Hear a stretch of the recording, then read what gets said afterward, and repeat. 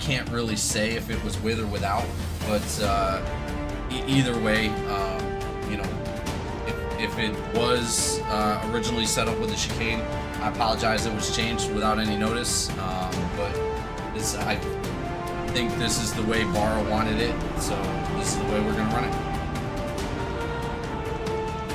Thank you. Anybody else? No? Alright, boys, girls, if there is any, go out there, have fun. Let's get it.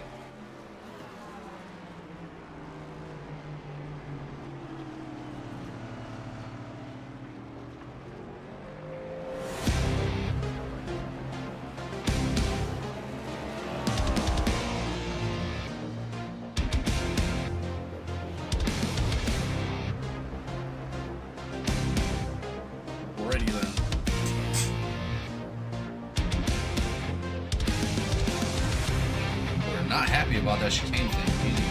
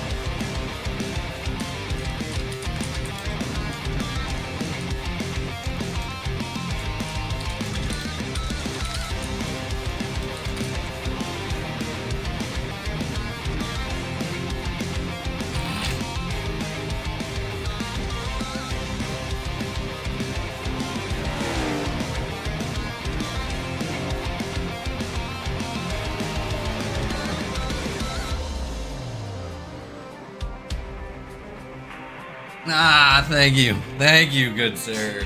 No, Swanson does a good job when he's the only one up here with me, and he knows he has to talk, but... Alright.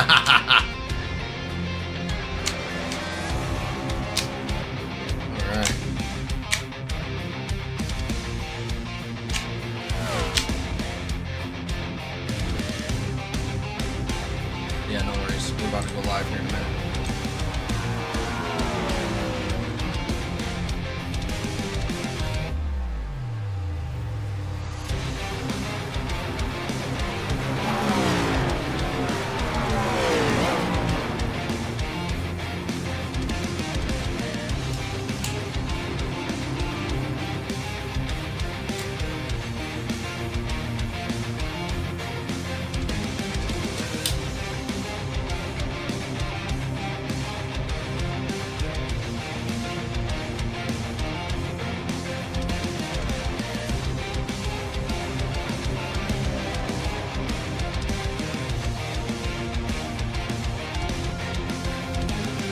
Not sure.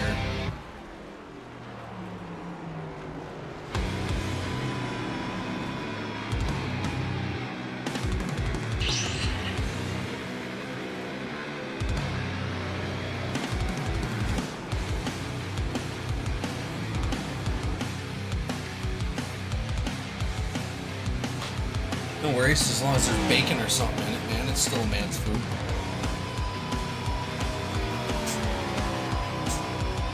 That's all right.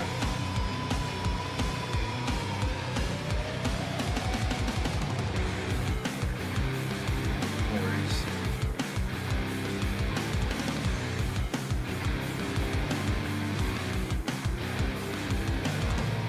We're getting there.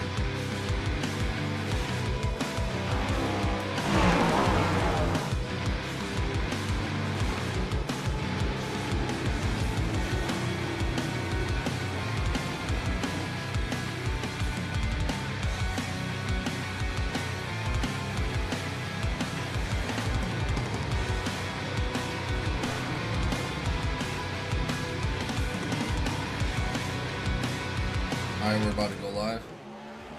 3. Oh, we are live, man. Look at that. We've been talking this whole time over the music. That's all right, though. Welcome back, everybody, to another exciting race here at GEC Racing League. Thank you all for coming tonight, and we appreciate your patience as we get into this race. Not every race is won with raw speed. Sometimes it's won under braking, sometimes it's won through patience, and sometimes it's won by simply surviving.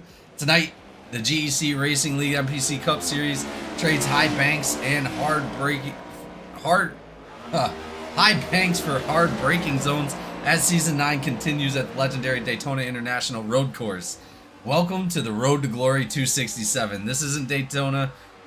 This isn't the Daytona drivers know from the season opener. Tonight, precision replaces drafting, and every apex matters. Every braking point is a chance to gain or lose valuable ground. With 14 corners spread across one of the most iconic facilities in motorsports, drivers will be challenged to find the perfect balance between aggression and control. One missed corner can cost multiple positions. One perfectly executed lap can change the course of an entire race. As the championship battle continues to take shape, every point becomes more valuable, every finish more meaningful, and every opportunity harder to come by. Who will master the twists and turns? Who will keep their composure while the pressure reaches its peak? And who will add their names to the list of Season 9 winners? Fans are ready, the crews have made their final adjustments, and the field is set for one of the most technical challenges of the season. Welcome to the Road to Glory 267. Up in the booth, as always, you got myself, Jamie G, and we got Austin Swanson.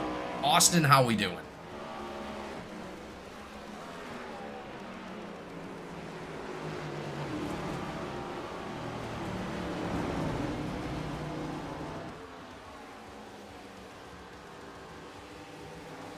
Hold on, Austin. I am not getting your registration. Hold on one second, buddy.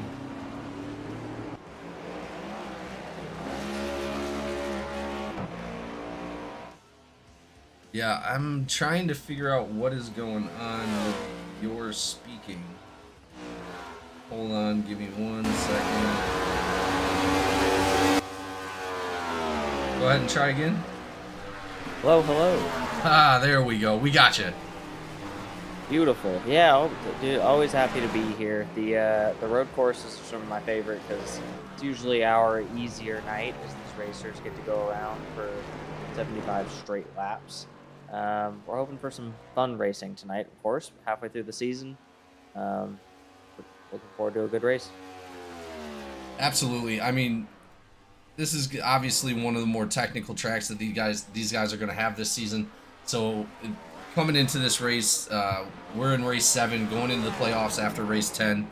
All the points are really going to matter at this track, and everybody that showed up is obviously going to get more points than a provisional, as we talked about in the drivers meeting. So really excited to see who's going to come out on top tonight. So far, it's looking like Jeremy Gardner with the fastest time out on the track for practice. But A. Williams right there behind him. Those Cornerstone Motorsports guys are really giving us a run for our money this season. Up in the booth, also special guest, Andrew Clue, the number 47 from the Truck Series. Andrew, how we doing? I'm great. I'm hoping soon to not be a special guest anymore and just be a broadcaster. Absolutely. Well, you've made it more than a couple now, so maybe we can change that after tonight. I'd be wicked. But I'm looking forward to this. We had Sonoma on Tuesday, so I get to watch somebody else do it tonight. So that's going to be a lot of fun for me. I can't wait to see how these guys manage getting down into 1 and getting through the bus stop, as well as the International Horseshoe Turn 7. Can't wait to see how these guys manage it and try and navigate the race by keeping themselves clean while avoiding everything else. Yeah, I mean, and as you say something about turn 1, you know, obviously the start of the race, turn 1 is going to be the most important turn of the entire race on lap 1. With 75 laps out here, these guys are going to start to separate a lot, but the biggest point is there are no cautions. There's nothing grouping these guys back up. So the hardest thing is going to be turn 1. Maybe, you know, turn 2, turn 3 is going to be a little difficult, but turn 1 is going to be the most important turn of the race because that's where everybody's going to be grouped up They're going to be right next to each other, and they're going to be taking that turn together. Yep. And it's something that they haven't practiced, because when you practice this racetrack, you're coming into one at full speed. How are you going to do it coming in, 30, 40, 50 miles an hour slower first time we go around it? Yeah, and having everybody around you is definitely going to be a challenge. So, really interesting point to make. Obviously, if Sonoma last Tuesday, we were out there, and I know you were talking about the whole time turn one, turn one was like the big deal, and obviously it's going to be a really big deal here tonight because of how sharp that turn actually is. We've seen real NASCAR take that corner very dangerously. And a lot of cars really get messed up on that turn sometimes. So quite interesting to see what's going to happen here. As these guys are getting out here to qualify, we're really going to see those lap times that people have been practicing, seeing who's going to come out on top and who's really going to be dominating this race. Because once you start pulling away from everybody, there's nothing bringing you back to each other. There's no cautions. There's no stages. So when they get out there and they really start running and start to separate, it's gonna be on the person that's running that fastest lap time, honestly, to set the pace of the track. So we got about 2 hours of racing ahead of us, ladies and gentlemen. Really exciting night here at Daytona for the GEC Racing League NPC Cup Series. Like I said, we're coming closer and closer to that playoff mark at race 10, and after race 10, it's 5 playoff races. So we're really getting closer to a championship picture here, and just super excited to see who's going to come out on top, who's going to get the most points to put themselves a little bit of ahead. But after this, 2 races left, 8 and 9. No, 8, 9, 10. Yeah, 8, 9, 10. So 3 races after this. So we'll see. I mean, looks like so far nobody has actually put down a full lap. So I'm excited to see who's actually going to put down the fastest time. As we've seen Gardner dominating a lot of the season so far. We've seen him put down a pretty fast lap time in practice, but that could all change. As far as, qualifying, Clue or Austin, where would you want to qualify? I heard you talking about at Sonoma that you wanted to qualify towards, or you didn't want to qualify, you wanted to start, or did you said you wanted to start up towards the front, didn't you? No, I wanted to start dead last and just avoid everybody and pick them off one by one. But there were some people, Jamie, that convinced me to try and qualify, and that actually really worked out in my favor. Started 13th, so mid pack. That's the scariest part. The biggest person that you've got to beat tonight is gonna be yourself, but everybody else when you're still grouped together. So it's all what you think. Honestly, what you think you can manage, and if somebody, Jamie, talks you into qualifying, go for it. Yeah, you're not wrong. I mean, for me, it's if you can get that gap up front, and the only person you're really going to be racing is yourself, right? So I try to get myself away from everybody. Unfortunately, caught a couple spins on Tuesday, but that's all right. Came back, finished strong in 12th. You finished strong in 6th. I mean, great performance out of you coming out of Sonoma. So congratulations on that. Oh, thank you. Yeah, no, bought the track 15 minutes beforehand and somehow figured it out. I hate making right hand turns, let me tell you. So that track's got plenty of them, but no, yeah, I pretty much just kept my nose clean. I didn't try to pass anybody. I didn't try to fight anybody. If anybody was quicker than me, you can have it, and I'd wait for them to make the mistake. Well, And that's going to be a big thing tonight too, is letting everybody else make the mistakes. Keep your nose clean. for me, I'll tell you, for me, honestly, I don't mind making the right hand turns. I really don't. But in GT cars, I love road coursing, road coursing. I love road course racing and what it comes with. But I like the real cars to do it in. It's just so hard in the cup cars and the trucks to do these road courses. It's an actual real challenge, and that's coming from somebody that's done hundreds of road course racing, in hundreds of races in road course racing in like the GT cars and LMP2s and stuff like that. So it's a big change, and we're really gonna see how these guys take it tonight. It looks like we're starting to get some drivers that are actually finishing some of those qualifying pit stops. Oh, Jeremy Gardner taking that top spot real quick with a 146.30 right there. That's barely going to edge out A. Williams, his teammate, in that number 13. He's got a 146.78 at the moment. Raymond Hanneman. Gardner liked his lap so much that he didn't even go for a second one. He knew it second he said it. Oh, absolutely. I've seen a couple people already reset these laps, but we're looking at Benjamin Archuleta taking third right there with a 47.31. Not a bad time. Barely edging out Raymond Hanneman with a 147.57.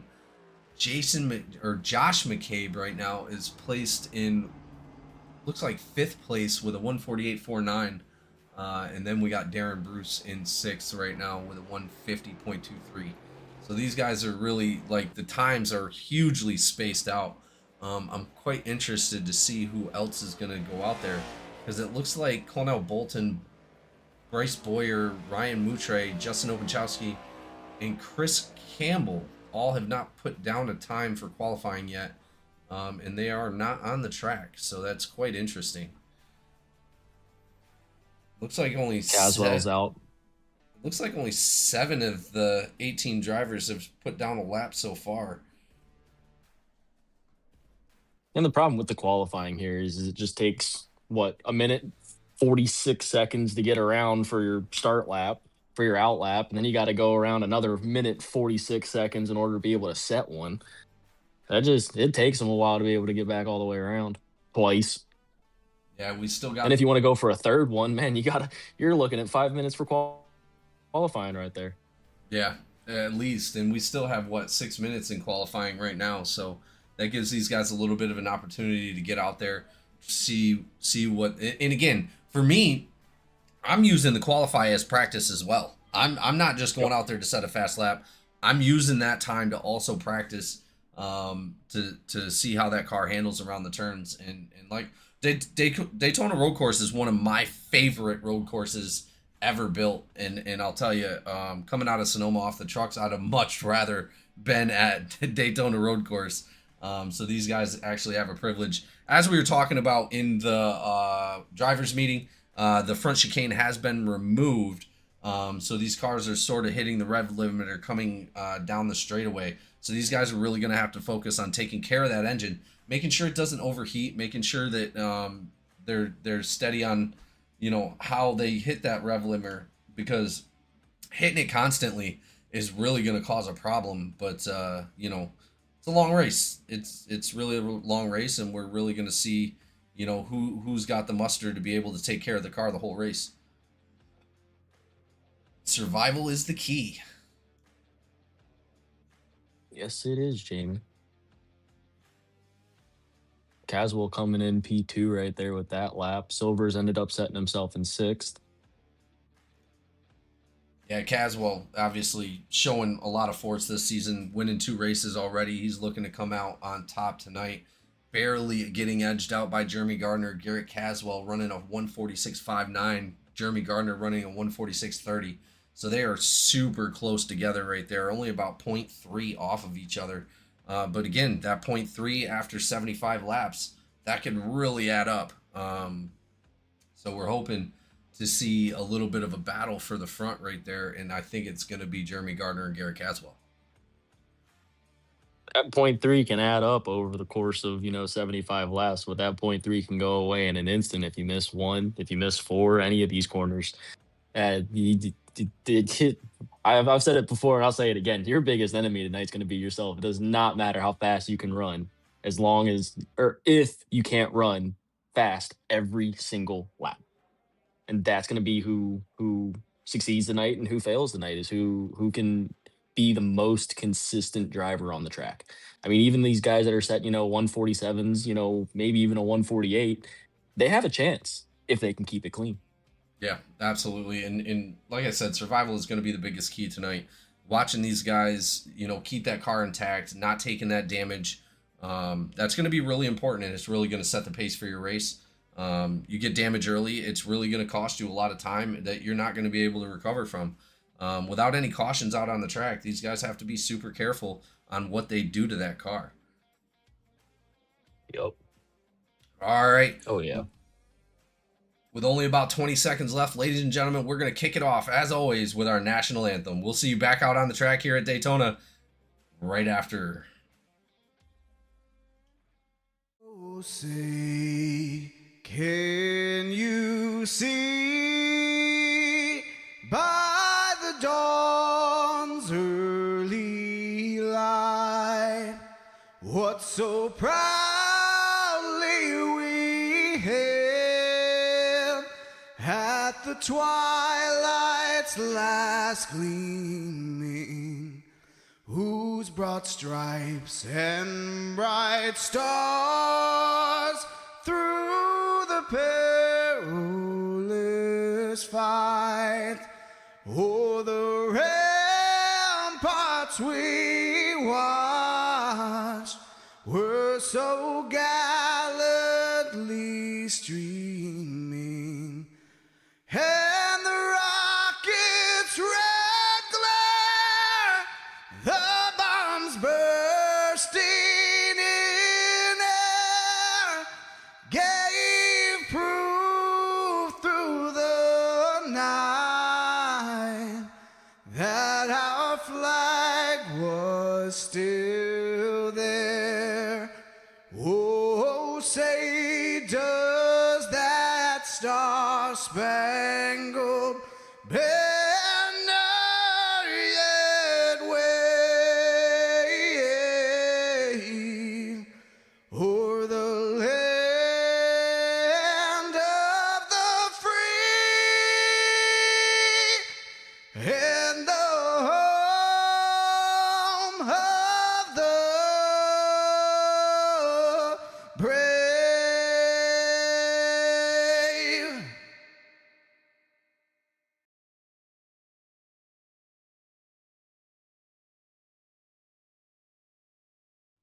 All right, ladies and gentlemen, we are back on the track. Let's go ahead and go over that scrolling grid. On row 1, Jeremy Gardner and Garrett Caswell. Row 2, A. Williams and Benjamin Archuleta. Row 3, Raymond Hanneman and James Silvers. Row 4, Josh McCabe and Dustin Haynes. Row 5, Jordan Marion and Dakota Osborne. Row 6, Darren Bruce and Tyler Evans. Row 7, Justin Openchowski and Chris Campbell. Row 8, Kay Dunn and Bryce Boyer. Row 9, Conal Bolton and Ryan Moutre. That is going to be our grid, ladies and gentlemen, as these guys take their pace lap around the track. It's going to be important to get those tires a little warmed up. I don't know if you have you guys ever watched the F1 movie with Brad Pitt? Oh I yeah, can't great stand movie. it. I loved it, and one of the tricks he used in the beginning was to like his car wasn't working. That way he got half of the track to be able to race back up to those guys and get those tires warmed up. I mean, genius, but it's really important to make sure those tires are warm. Here we go, ladies and gentlemen. Pace cars off. We're about to get started here at Daytona Road Course for the Road to Glory 267. Green flag is out. Like we said, that front stretch first turn is going to be the issue if there is one. 3 wide right there coming in. Osborne, and it looked like McCabe right there. Dusty Haynes on the outside. Jeremy Gardner with a good jump right there. Garrett Caswell right on his back. Number 87 isn't going to let go very easily. Still got the 13 of A. Williams right there as well. Teammate of Jeremy Gardner for Cornerstone Motorsports.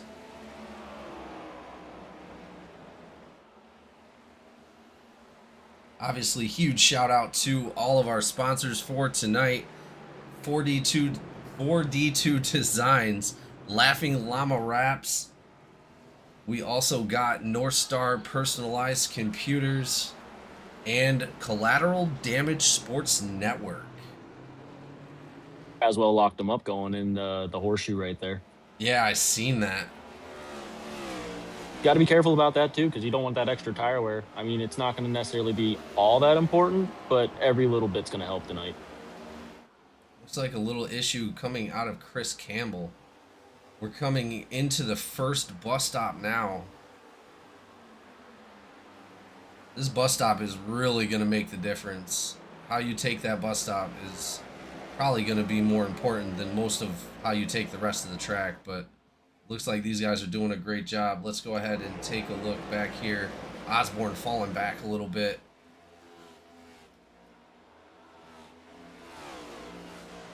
Let's go take a look and see what happened to Chris Campbell back there.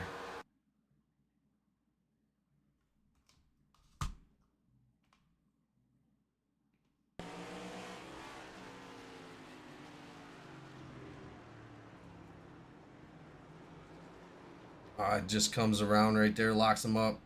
Not too bad. That's all right. He's going to recover from that pretty easily. No big deal. Let's get back to the racing here.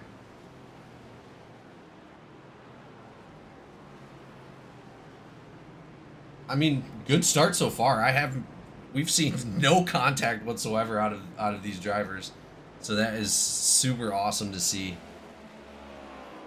A couple off tracks, that one spin by Campbell, but I mean, and that just goes to show all season these guys in the Cup Series have been doing an incredible job. I can't boast it, and I can't boast it with words. I mean, just absolutely incredible talent coming out of the Cup Series, doing such an amazing job keeping everything green for all the other races. Obviously, no cautions tonight, so it'll stay green. What happened?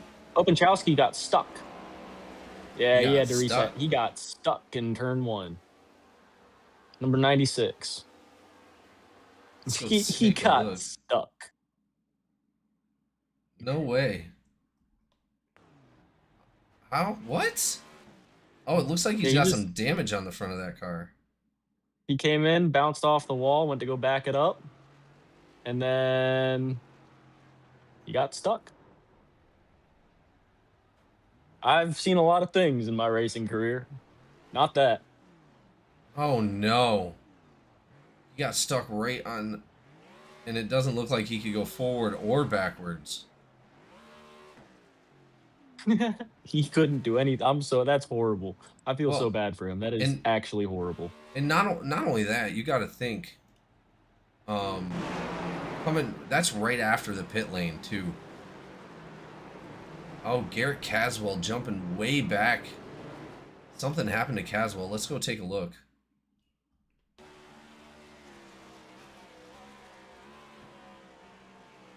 Right behind Gardner. Oh, he hit the bumps.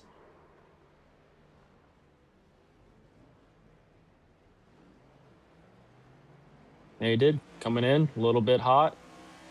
Hit those turtles over there. Yeah, hey, at least he didn't hit anything though, so yeah, that's a big bonus for him. That really, really is. He'll be able to make up some time. But man, really unfortunate for Garrett Caswell after that bus stop right there. Dropping back about 5 positions, giving the advantage to A. Williams, trying to get up to Jeremy Gardner right now. Huge gap between 3rd place and Jeremy Gardner. Jeremy Gardner's about 3 seconds, almost 3 seconds ahead of 2nd, but almost 8 seconds already. 8.3, 8.4 in front of 3rd place.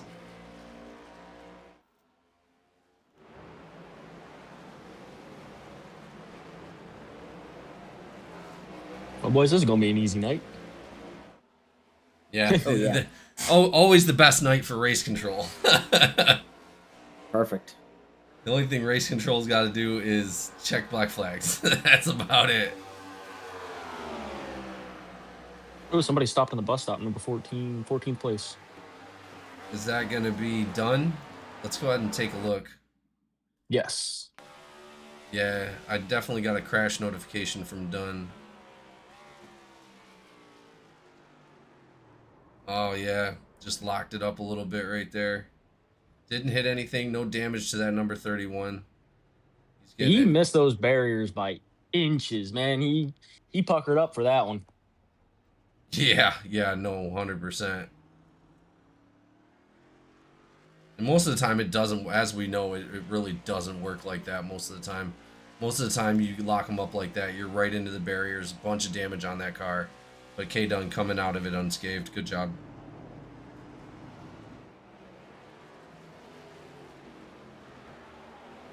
Here we go. Looks like a decent little battle right there with Raymond Hanneman chasing that number 4 of Silvers down. Hanneman moving up a couple spots already. Actually, Silvers is the one that moved up a couple spots. Hanneman in the same position he started in. Not a lot of movement on the track, though, to tell you the truth. People moving one spot here, 2 spots here, but that's really about it. Everybody pretty much in the same position they started the race in.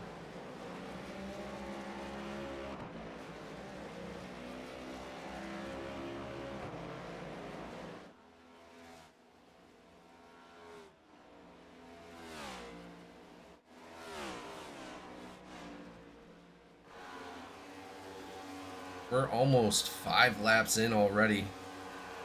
McCabe chasing down Hanneman right there. McCabe making moves. Hanneman dropping back. Something must have happened to Raymond Hanneman. Hanneman's now fallen 3 spots from when we just looked at him a minute ago.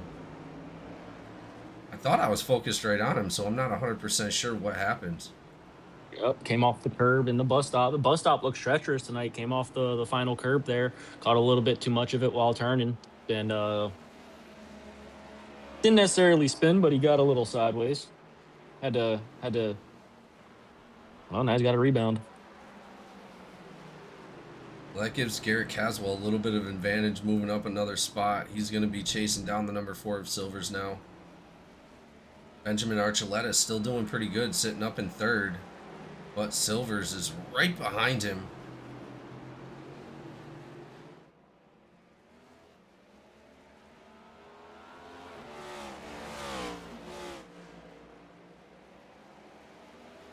Hanneman moving, looking to the inside of Dusty Haynes, just not able to make it happen. It's going to be interesting to see whose braking point is going to be different right here. If Haynes has a little bit of a shorter braking point, then Hanneman's going to have to make a move to the inside. Yep, there it goes right there. Shorter braking point for Dusty Haynes. Hanneman moving to the inside, taking that position away. Haynes hitting the turtle shell right there. Hanneman making moves back up to his position, his original position.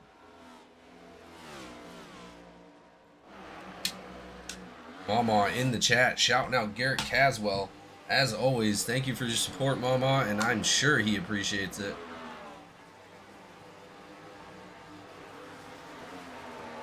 Caswell still down 3 positions after that spin. But yeah, but he's right there on Silver's tail. It's looking like the bus stop really, honestly, is going to be the problem tonight. Looking to the outside of Silver's right there. Oh, that was a pretty good dive bomb right there. That's textbook dive bomb, really, if you're looking for one. Yeah, he made it happen. Garrett Caswell moving up another position, looking to get back to where he was. It's going to be a little difficult, though, because right now Garrett Caswell 12 seconds back from our leader. Our leader is now 6 seconds in head of 2nd place. This is his race to lose. All he's got to do is focus and make sure he keeps that car intact, and it looks like he's doing a pretty good job at it so far. Still got 70 laps to go. Once you start to get deeper into this, and I know for a fact at Sonoma, man, I started to get fatigued, and even anything, just it started to put you off a little bit, and you started not focusing. You started getting a little more sideways, starting to take a little more risk. Ooh, who's that coming out of 2? Marion and Haynes. Yeah, Marion Haynes. They're looking to battle into a bus stop here. Bumper to bumper. Haynes just going to let it happen. Bumper to bumper. That's a great YouTube show.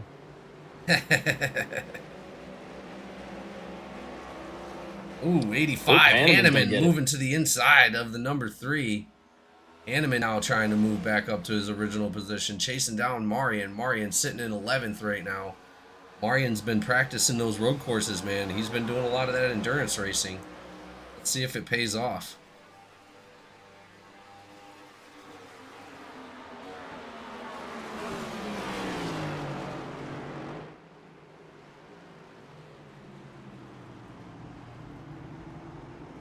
I'm not sure how many laps of fuel are these guys getting.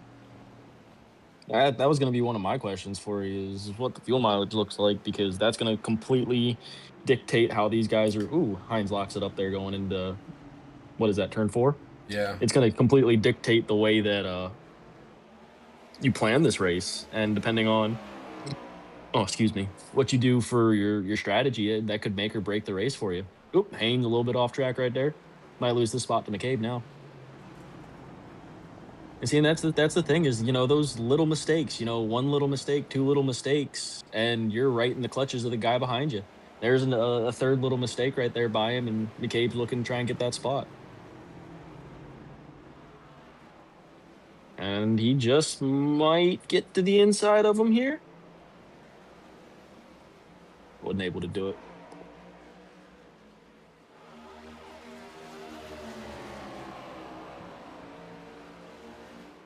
But I know for me at Sonoma, some of those guys were a little bit, 51 lost it going out of the bus stop there. Looks like K Dunn had an issue, had to jump to the pits. Let's go take a look. He's been there for a minute.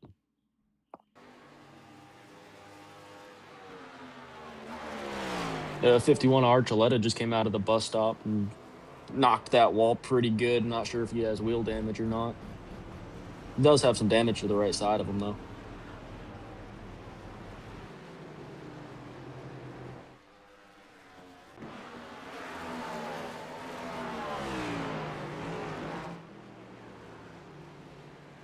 Yeah, 3 drivers didn't even start the race. Conal Bolton, Boyer, and Moutre not starting the race.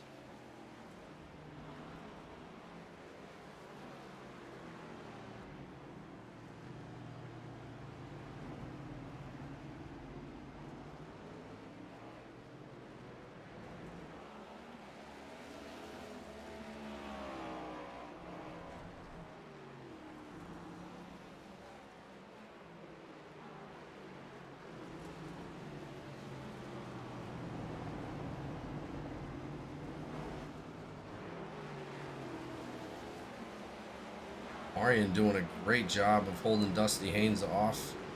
But Josh McCabe isn't playing around. He is going to be right there on their backside if they continue to battle. Those 4 drivers are pretty much the only 4 guys that are under a blanket right now.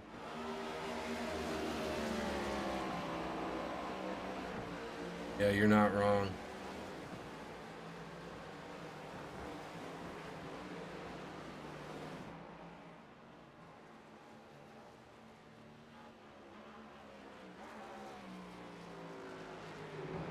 Yeah, it's looking like K Dunn is still in the... Oh, K Dunn is back out on the track, actually. So we're missing Openchowski, Bolton, Boyer, and Moutre at the moment.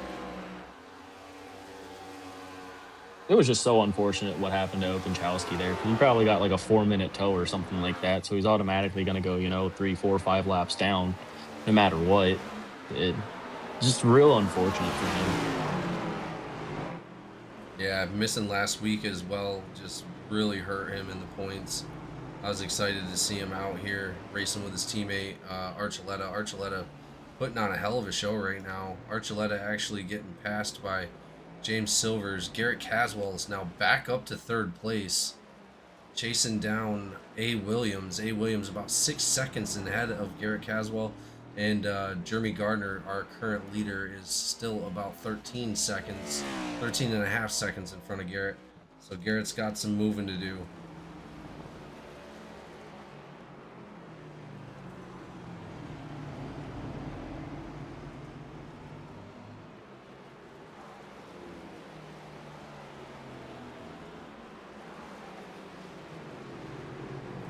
Gibson also shouting out Garrett Caswell in the chat. I am sure he appreciates it. Thank you for your support.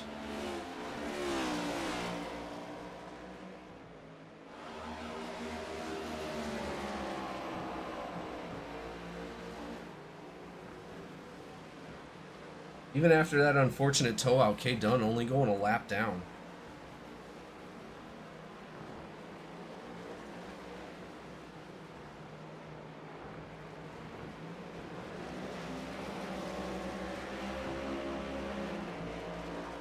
Dusty Haynes still doing a good job keeping himself in front of Josh McCabe.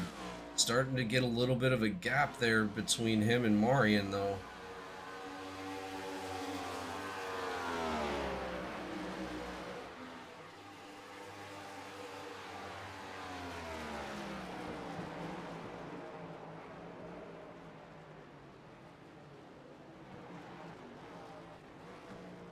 Oh, locks him up coming into the turn. And so something that I'm noticing is I'm not sure if it's tire wear or if it's just these guys slowing down to be able to take a little bit more precaution towards this track. But they've gone from running 146s, 147s. The last lap by Gardner was a 149. The last lap by Williams was also a 149. The last lap by Caswell was also a 149. So I'm not sure if the tires are actually beginning to play a factor into this or what's going on, but it seems like everybody's starting to slow down a little bit. Well, do you think it has anything to do with fuel? I think people are trying to save a little bit of fuel to get as many laps out as they can. That's something I didn't really think about until now. But as we already seen, these guys are going to possibly have an issue with fuel. Oh, Caswell hitting the turtle again. No bueno for Caswell as Silvers goes ahead and makes that pass. Archuleta as well. That drops him back down to 5th out of 3rd again. He's going to have some pretty good laps to make that back up, unfortunately. At this point, I think he needs some pretty good luck, too. Yeah, that's the second time those turtle shells have gotten him out of whack.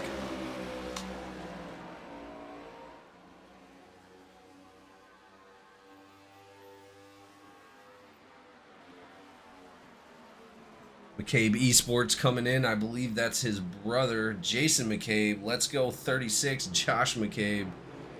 Your support is well appreciated, Mr. McCabe, in McCabe Esports.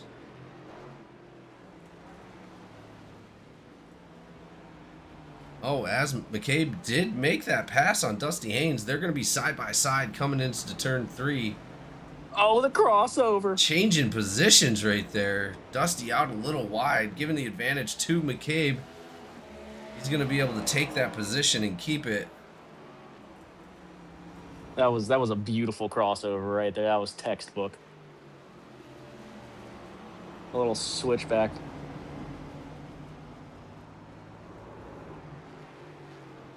Ooh, somebody spun out right behind him. I think that was Dakota Osborne. Let's go take a look. I would say that you're right there, good sir.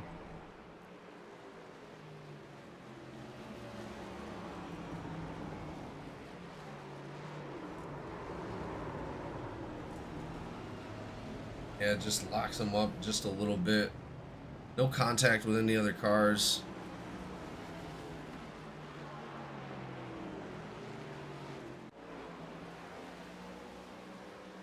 And as far as like, oh, Haynes hitting the turtle shells. Don't make contact with the wall. Oh, good job, Haynes, on his recovery right there.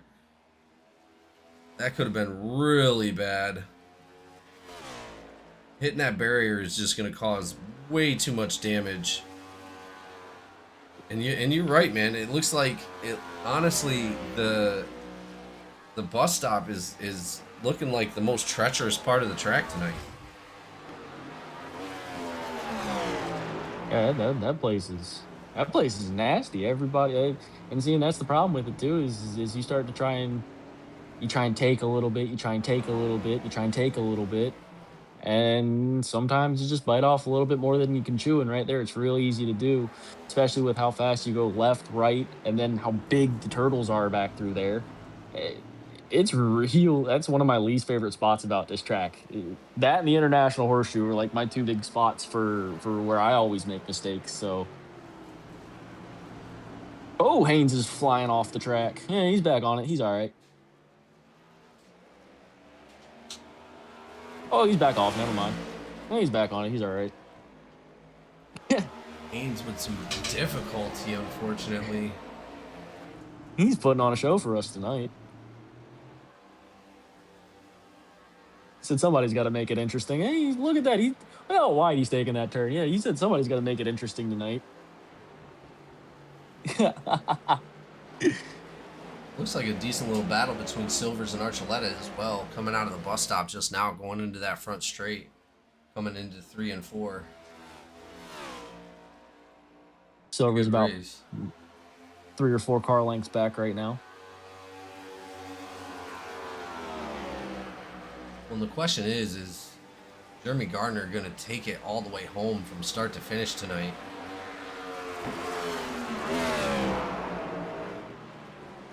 He's still the only one that can put down 148. He's starting to pick the pace back up a little bit. So you might be right, Jamie. It might have been a little bit of fuel saving going on, slowing down a little bit more.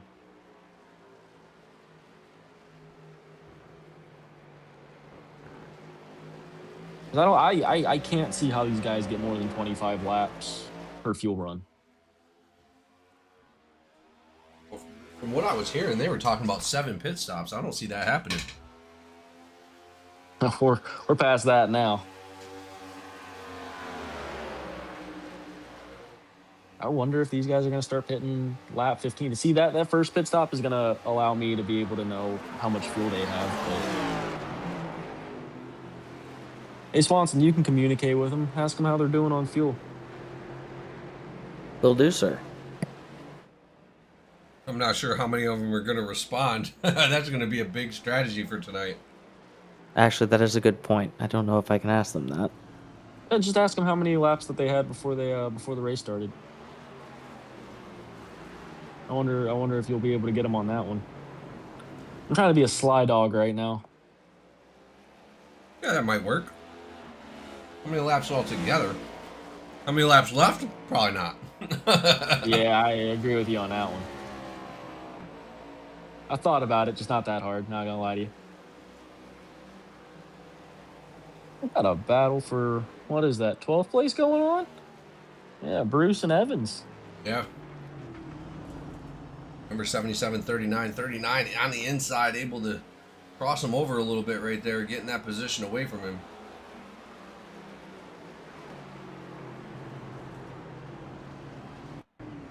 I think Evans just realized that Bruce is a lot quicker than he is and kind of conceded, but he might put a fight back on towards him.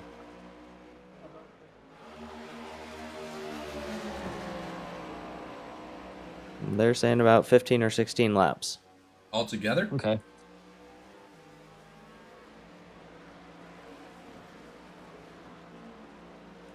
For a full tank, or build up as much as they can. So I'll put it, what, a 6-stop? Yeah, 5-stop race? 5-stop, yeah. That's what I was thinking.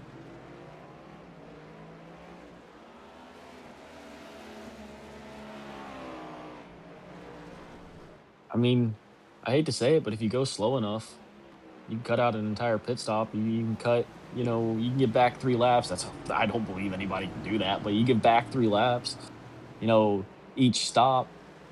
Boom, right there. You just cut out a pit stop. I do not believe that's feasible, though.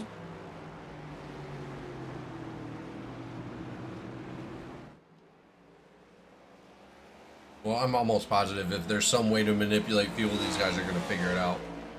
Oh, absolutely. 10 out of 10.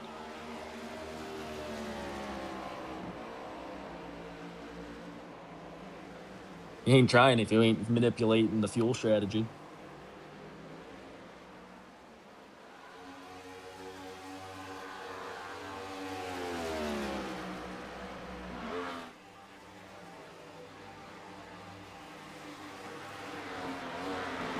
It doesn't look like Garrett Caswell's making some time on Silvers right there.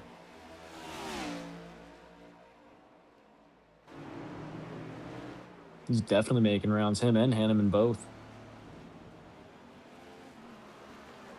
Yeah, Hanneman's looking to come out with a good race this week.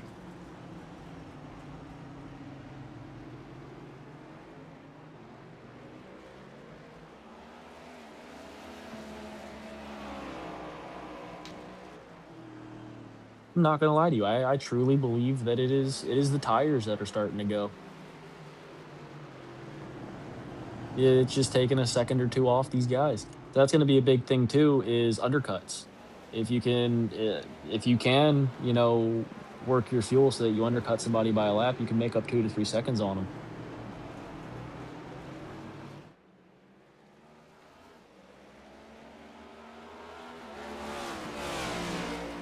Yeah, at the beginning of the race, they were running 147s, 146. Now they're running 149s. And that's one of the faster guys on the... Oh! Gardner coming into pit lane. This would be their lap, yeah. So they're on schedule right now. Evans also coming into pit lane as well. Yeah, that's lap 15. Ooh, Williams just absolutely blew through turn one. Well, we're getting feisty now that we're coming down to green flag stops. Well, and the question is now that we're on lap 15, is Williams going to be able to make it back around?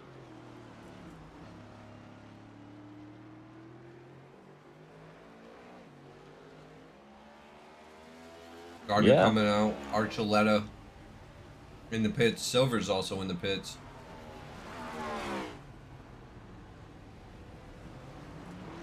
See, and that's the thing is they completed 15, so yeah, that's a 5-stop race right there. Nobody's looking to do an overcut.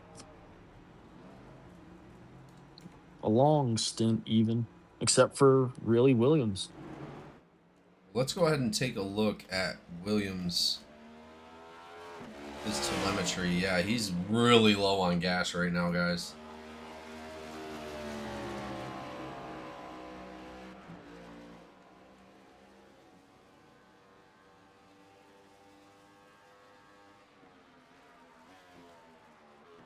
He's also still running 149s. Oh, man. I don't know if he's going to make it on gas.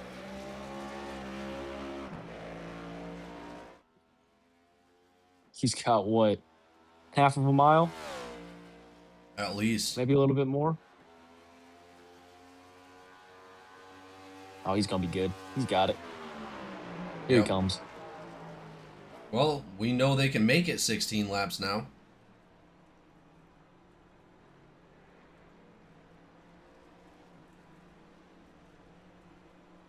I think Hanneman also pushed it, maybe. Yeah, Hanneman's definitely pushing it 16.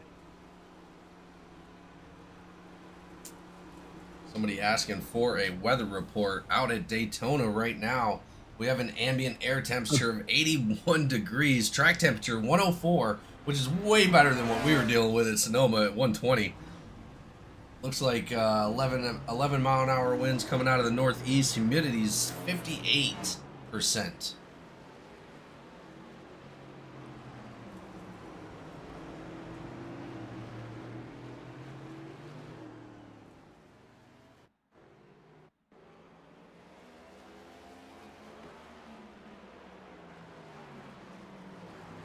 Hanneman coming in, Caswell coming in, Dakota Osborne, K. Dunn in as well. I seen there was an issue with K. Dunn earlier. Yeah, K. Dunn jumping back to the pits again. Not sure what that's all about. And he already used that fast repair, so that might not be good.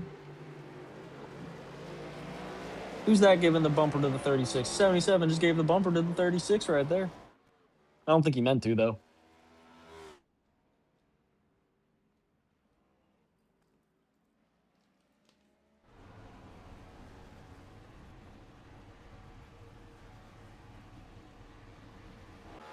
I like Hanneman's automated that he's pitting. It says hand out window / pitting in. That's pretty funny. I love it.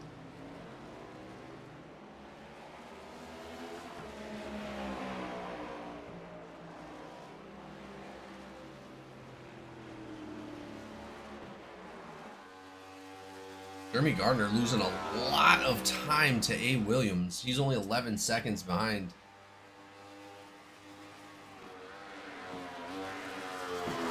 Josh McCabe now taking third, ladies and gentlemen.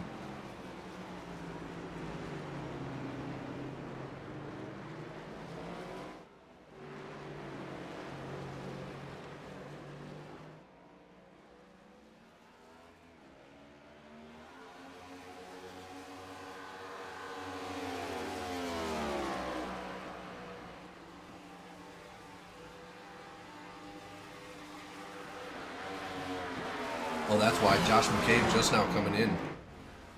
Wait, what? So he pushed it. Yeah, he pushed it a couple extra. Ooh, see, that's what I was talking about. If you could push a couple extra, you might be able to make up 2, 3, 4 spots here. That is incredible.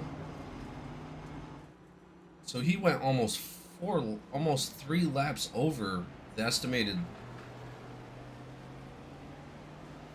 Yeah, that might be the strategy to beat right there. He was sitting consistent, just hitting 151s the entire time. So a little bit slower, but see how it pans out for him.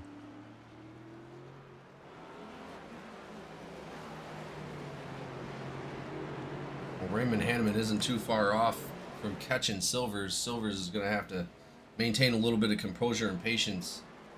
Osborne fighting with the number 39 right now of Darren Bruce.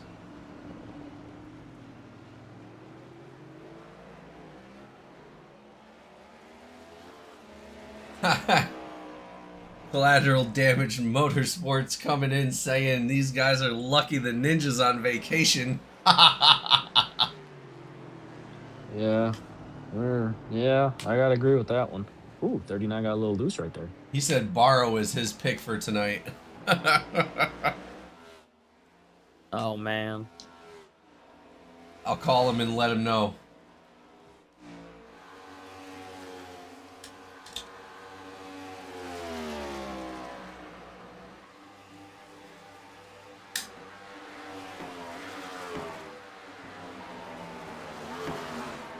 Yeah, Hanneman running a great race right now.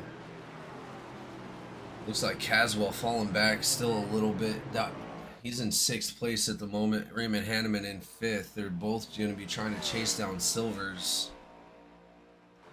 Let's see. Caswell's only about a second behind Raymond Hanneman as it sits right now. They're both about, what, 2, 3 seconds behind Silvers right here? Yeah, it looks like about 3.3 for Caswell anyway. 2.6 or 7 for Hanneman. 6, 7. Sorry. All right, I'm off the broadcast.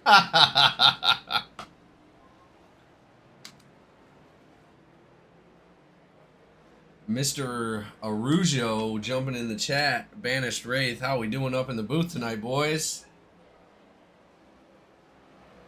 He's rooting on the. Great. He's rooting on 67. He put 67 in the chat like 9 times. Mason, you're banned from the broadcast too. We got Mr. Cochran coming back into the chat again. Can I get a booth shout out to the biggest fans tonight? Emmy, Lou, Byron, and Dylan. Thank you for everybody's support. Tash coming in saying, let's go, Raymond. Raymond Hanneman having a great race tonight. Still in 5th place right now, chasing down James Silvers. Making up a lot of room, actually. He's doing a great job.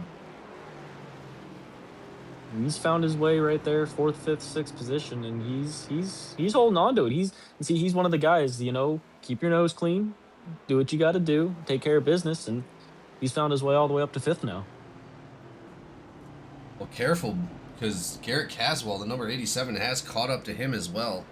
He's going to be right there, maybe 2-3 car lengths away from him.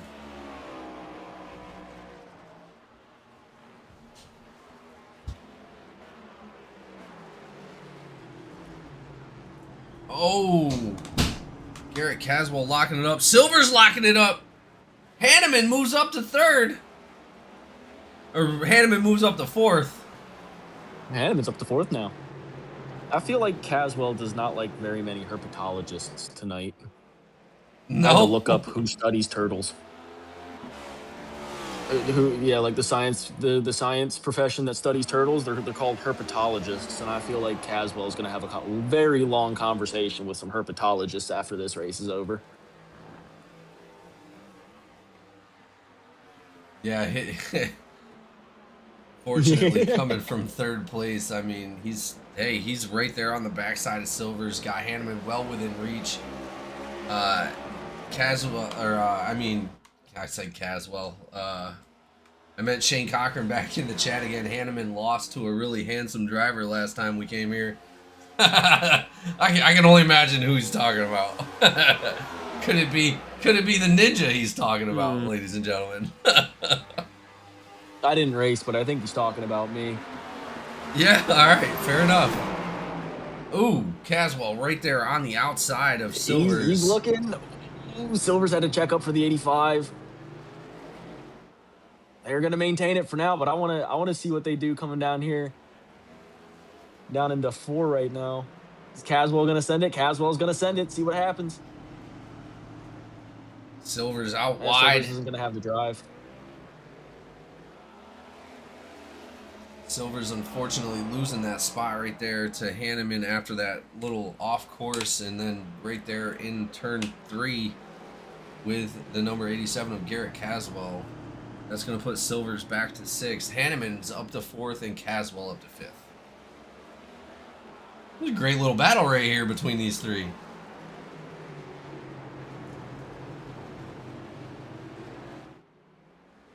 Caswell and Hanneman not always having the best blood between each other.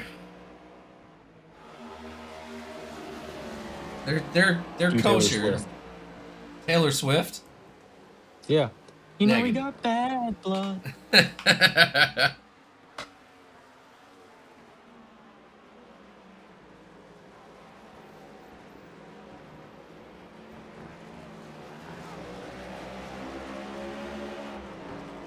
Ooh, Hanneman's losing it right there out the bus stop. Oh, great drive off for Garrett Caswell. Hanneman getting loose right there. Losing a little bit of speed, giving the advantage to Garrett Caswell. Caswell now up to 4th, Hanneman back to 5th. It's an amazing save. I did not think he was going to be saving that. I thought a wall was in his very near future. Wow. Yeah, getting back on throttle and no overcorrection, so minimize the damage when the damage does come. Try and minimize it as much as possible, and that was a great job out of Hanneman right there.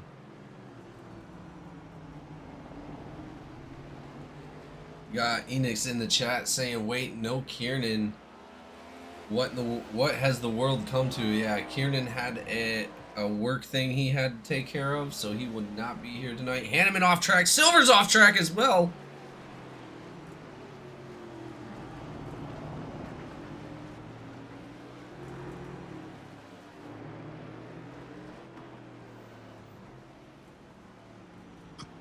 Oh, we're jumping into a battle with Dusty Haynes and Marion.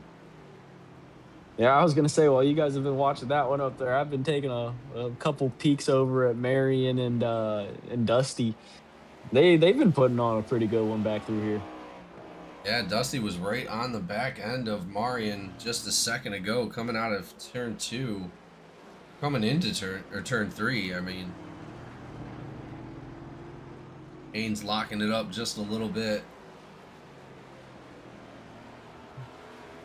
Dusty's been right there for like probably, I don't know, 10 laps now. And he's just been, he's antsy to get around Marion. Darren Bruce down into the pits, coming out now. Not sure what happened to Mr. Bruce.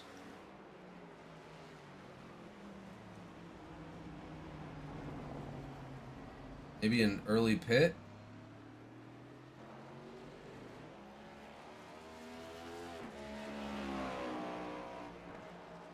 I don't know. Maybe the early pit stop's the way to go.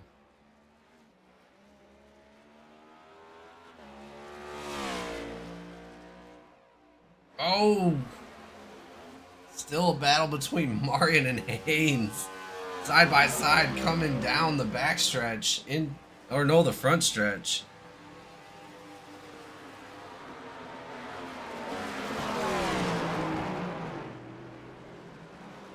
Man, Dusty's these guys gonna have been take it from him. exchanging. Oh, Dusty Oh, goes he off. went wide.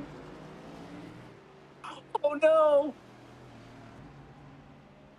Dusty Haynes almost having that position, but unfortunately going wide on that turn right there in turn 1.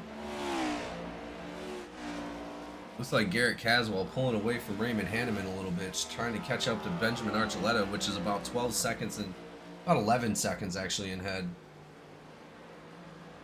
That's really what Caswell needed to do, though. He needed to get some clean air back on him. He needed to be able to focus out the window, stop worrying about trying to catch somebody or pass somebody. He needs some fresh space in order to be able to operate. Now he needs to capitalize on the opportunity that he has in front of him. He certainly has, winning speed, maybe even second place speed, but those two mistakes. I mean, the leader's going into turn 6 right now, and he's coming into 1. So those two mistakes put him back. What is it? 38 seconds from the leader off of two itty bitty mistakes. So he's got to focus in and capitalize. We still got about an hour and a half left of racing.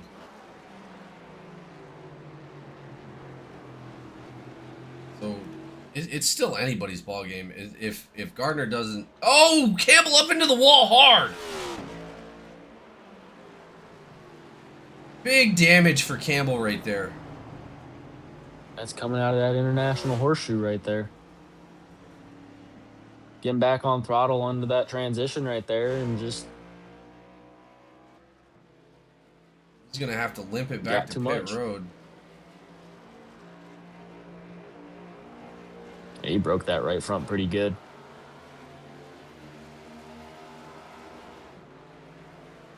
He hit the right front so hard, his left wheel is turned to the right.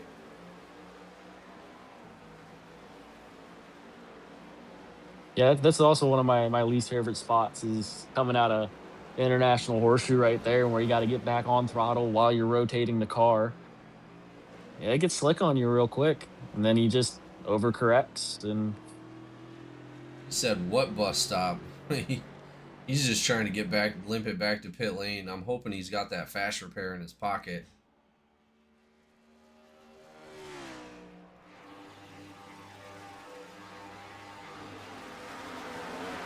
As we're right here with Tyler Evans in that number 77. He's got number 87 right on his outside. Garrett Caswell, Raymond Hanneman now making that pass as he goes out wide. It looks like he just let those guys go by, which was probably a smart idea.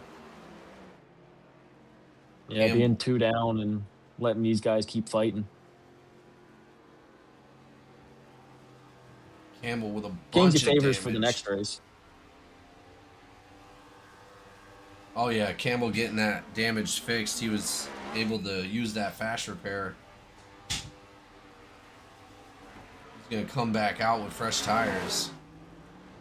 Ooh, 77 into the wall there a little bit. Misses braking zone.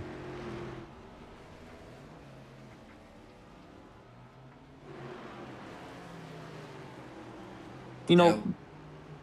Props to the 77. He's not the fastest guy out there, and he's made a few mistakes tonight, but every single time he gets back on it, he gets back out there and he keeps running it. Those are the guys that I tip my cap to every single time. Yeah, you gotta admire the guys that just keep going no matter what happens. I mean, most people just hang it up, park the car for the night, but not the 77. He's just coming out here to have fun tonight and do the best he can, and that's all we can expect, and I admire that.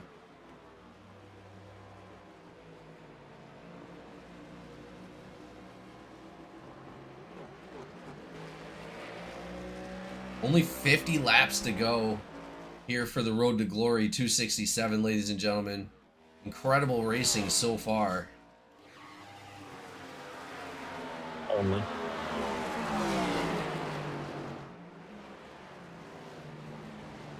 I mean, these guys, you got to think, these guys have only been racing for 45 minutes.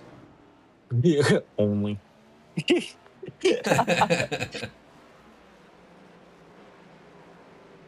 Hanneman's putting some moves back on Caswell, though. Yeah, I see that. He's right on his bumper right there coming out of turn 3. Give him a little nudge saying, hey, I'm right behind you still, Caswell. You might be quick, but I'm still on your bumper. Letting him know he's still there. Well, and they're making good moves on Benjamin Archuleta. Benjamin Archuleta only about 11 seconds ahead. Archuleta is currently in 3rd place, trying to chase down Williams. Williams about 14 seconds ahead of Archuleta at the moment. But man, just huge domination right now.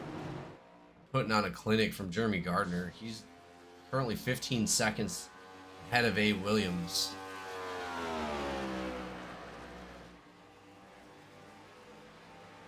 You know, you didn't ask this race who our picks were, but I learned from my mistakes last time, and I was going to pick Gardner. Yeah, we didn't do who's your pick. You know what? Why not? We may be a little bit into the race already, and we've got good predictions of who's going to win. But I don't think it's going to be about that tonight. Who's your favorite for tonight? We won't say who's your pick. We'll say who's your favorite. Who you got, Clue? Well, my favorite driver is the 77, just because, you know, tough it out, big dog. I'm proud of that.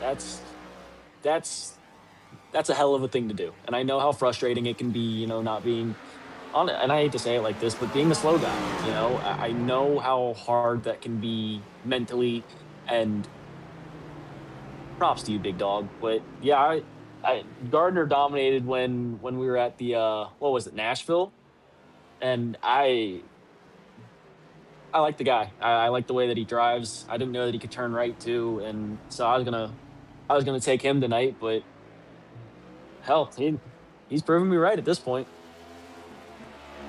Well, and you're not wrong. The determination coming out of the 77 is definitely, like we said, admirable. I mean, admirable. He's doing a really great job. Tanya Cook, Mama coming in saying Jamie doesn't need a pick. Yeah, you're not wrong. You're not wrong, and I won't do it. I won't do it. I'll go ahead and in all honesty, the battle between Dusty Haynes and Marian have really been a great point for me tonight. So I'm gonna probably go between one of those guys. I'm gonna go ahead and I'm gonna pick good old Jordan Marian tonight. I mean, running that milkman paint job and going out and trying his best out here, doing all the road courses he's done, looking incredible. I'm gonna go with Marian tonight. All right, Swanson, who you got? Freebird. Oh, really? Freebird. All right, going with the good Always got the old. fighting spirit. Yeah, I mean, not a bad pick. 2-time champion. Raymond Hanneman is definitely a great pick on any good day, but he is having a good day today. In 5th place currently out here at Daytona, one of the hardest courses these guys are going to have to race all season. Incredible driving coming out of Freebird tonight. Freebird got real free coming out of 3 right there. Some of these saves these guys are making tonight are magnificent. Just to witness. Yeah, let's go take a look at the number 85, see what happens right there. Holy. The fact that he kept that one straight with the way that these things get snapped loose like that was... Yeah, incredible. Ooh. You're searching infield grass all day, every day. Well, it looks like the best battle right now is between Hanneman and Caswell. They've been sticking together pretty well throughout this entire time. It looks like Shane Cochran came in and said, "When is the GEC swimsuit calendar coming out?" I'm thinking, what are you guys thinking? When the Ninja takes the first pick for it? Yeah. Yeah. I can Oh, agree there with goes that. Hanneman. Oh, did he go around? He just about did out of the bus stop. Let's go back and take a look real quick. Oh man, locks it up. Hey, this has been a bad lap for him. Oh, but what a recovery! That too. That was the next part, was the fact that he didn't spin that out. He just got a little sideways there, had to lock him down. Oh, That's going to lose a little bit of time right there. Benjamin Archuleta coming in for a pit stop right now. That's going to take him out of third place, put him back to sixth currently. But he's coming out. I think he's a lap or two early for that. I was thinking the same thing just now. But again, I'm telling you, there's some kind of strategy with how many laps they're getting compared to what the end of the race is going to look like. I really, really think that these guys are understanding that and creating that short pit on purpose. Yeah, because if you can go out and run, a little bit quicker for a lap or two, and then, yeah, I don't know. We're gonna have to find out how it pans out.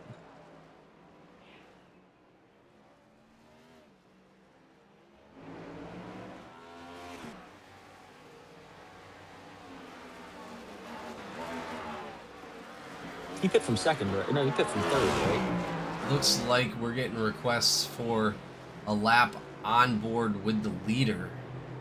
So let's go ahead and take a look at that real quick. Jeremy Gardner up in the lead, 18 seconds in front of his teammate A. Williams for Cornerstone Motorsports.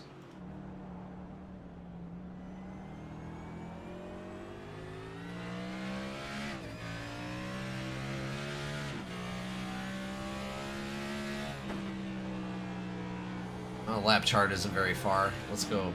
There we go.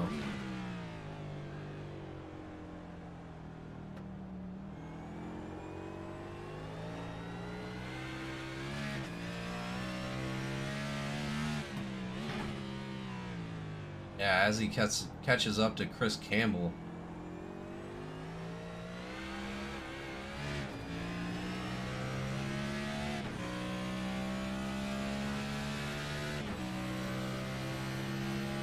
Listen to how he's managing that throttle too, kind of getting back onto gas. These drivers are doing a lot tonight to be able to keep these cars going straight and fast. Cochran said 2.5 seconds of tire fall off. Yeah, that's what I was thinking about too. And Cochran also said his pick is Dusty. Good pick. He's gonna catch the draft right here, but he's gonna top out. He's gonna hit that limiter. They're gonna have a drag race down the front stretch. Oh, I think Campbell backed out of it. Yeah, they're not hitting that limiter for very long though.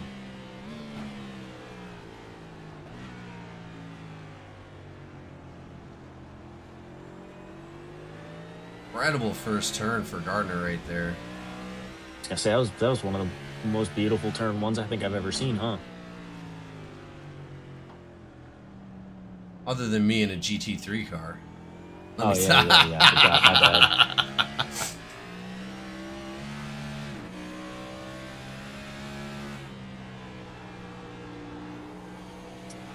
He said Cochran said the rev limiter puts hair on your chest. Yeah, let's separate the men from the boys. That's right.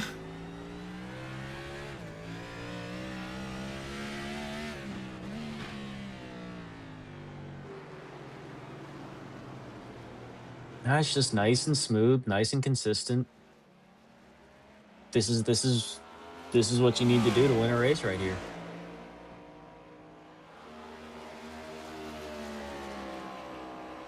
Yeah, I mean, incredible consistency from the 57 of Gardner. I mean, came out here very prepared tonight. I mean, if we look at his lap times, right? He ran a 146, 47, 47, 48, 48, 47, 48, 48, 48, 48, Wait, 48, 48, 48, 49. did Wow. did something happen to Garrett Caswell? Oh, he came into pit lane. Garrett Caswell with the pit. Dakota Osborne jumping to the pits. Something happened to him. Let's go find out what happened.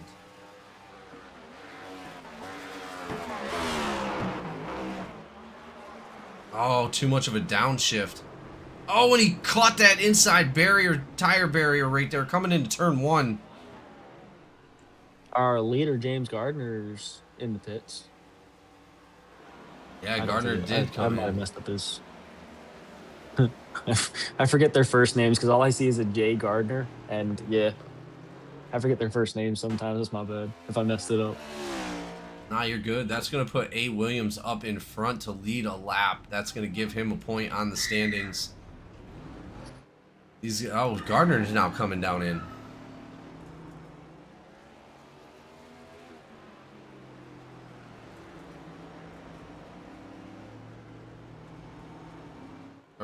Did I say Gardner? I meant Williams.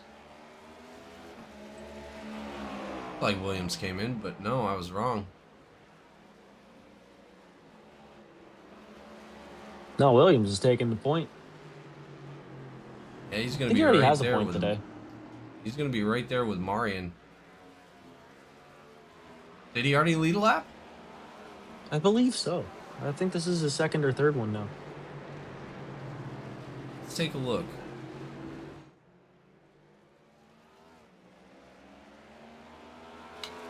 Yeah, this will be his third lap actually leading tonight. Jeremy Gardner currently leading 30 of our 70 laps so far.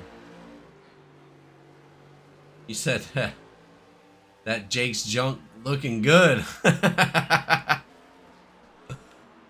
Cochran got the jokes tonight.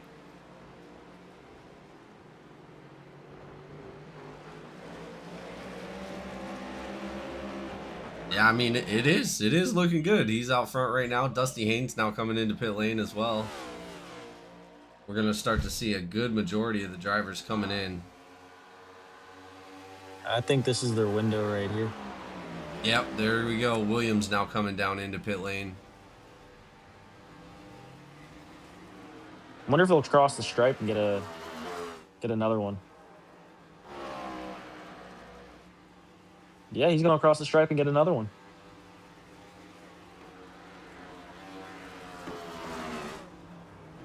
Good for him. Hand him in. He's got his hand out the window.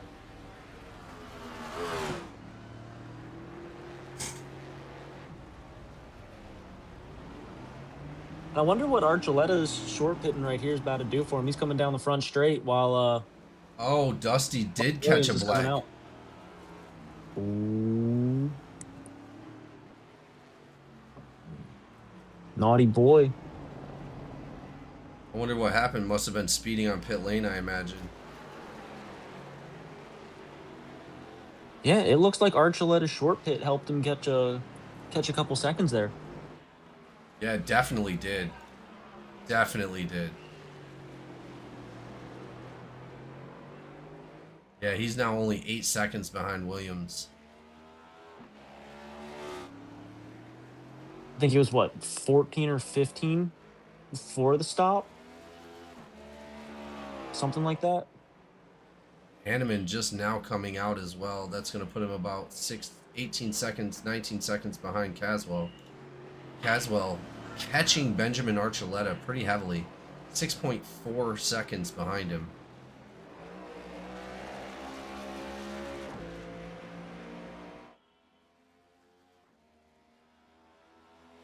That short pit might it might hurt you on fuel, but I mean we've also seen Archuleta, somehow, some way extending fuel runs.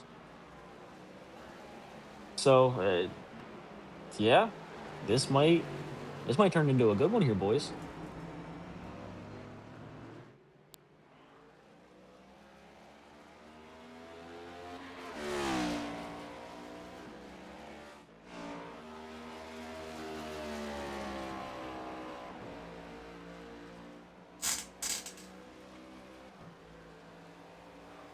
Yeah, we're about halfway at the halfway mark. Gardner's putting on a clinic.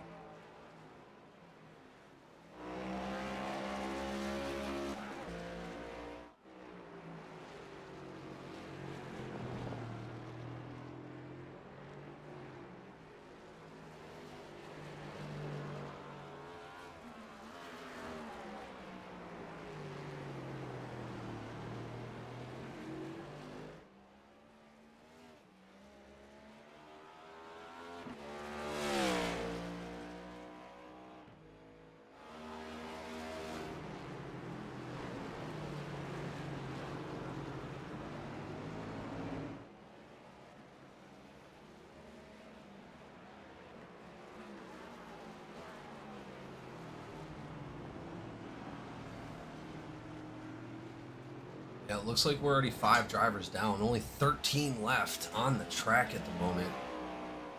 No, 6 drivers down, actually. It's too much to handle out here at Daytona, unfortunately. I wanted the turnout for the truck series was phenomenal for Sonoma. Well, we had 29 drivers out there. I thought it was like 27, but yeah, something like that. Boy, it was rough.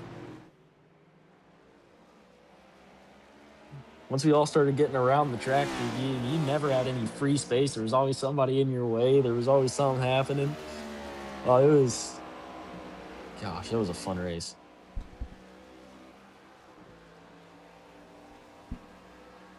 Yeah, Cochran, I would pull up the point standings, but they do not reflect the actual point standings because they have not been updated this week. Well, no, I think you might have put them up. We just haven't went through the like penalties and stuff yet, so we can take a look.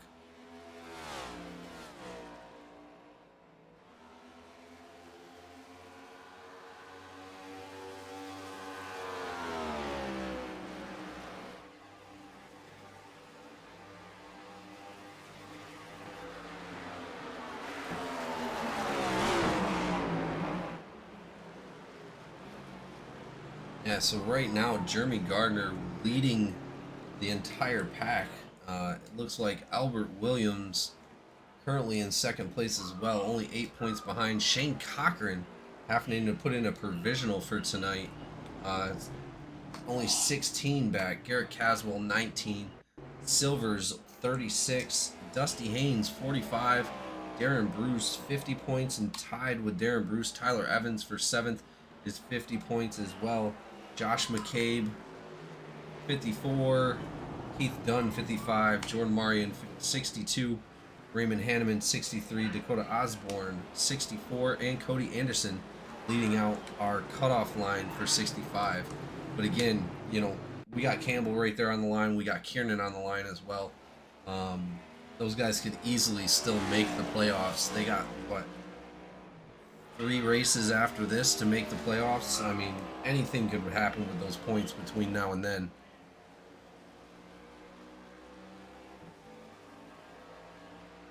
And those are subject to change, by the way.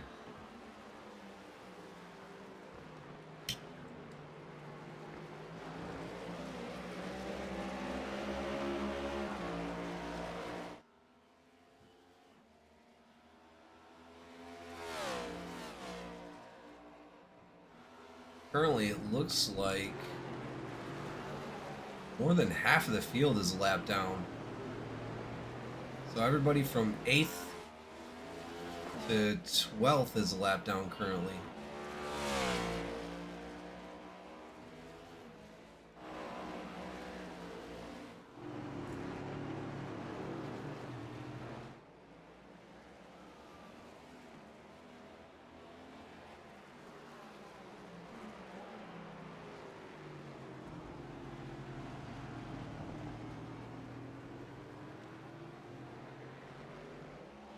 As we get to about halfway, ladies and gentlemen, we're going to go ahead and take a quick commercial break. We'll be right back with the action at Daytona in a moment. We'll see you in a moment.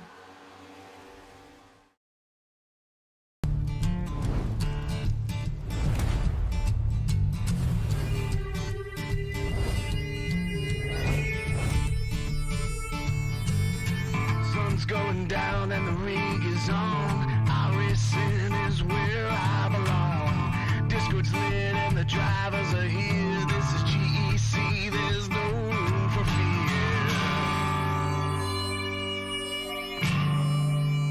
Green flag drops and the engines roar. 40 cars and we all want more. Mash the gases, we're on the line. Forward and we're feeling fine. Drifting close in a slipstream dance. Taking the corners in a high-speed trance. Try oval side by side in this GEC league. There's nowhere to hide.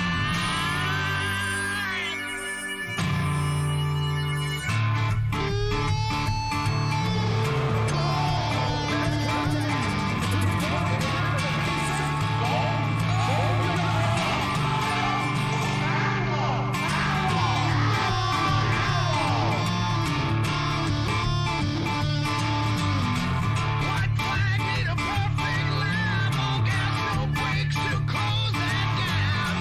Checkered waves in the racing world. Another battle is over and done. Cheers to the booth, hope they like the show. Victory lane is all I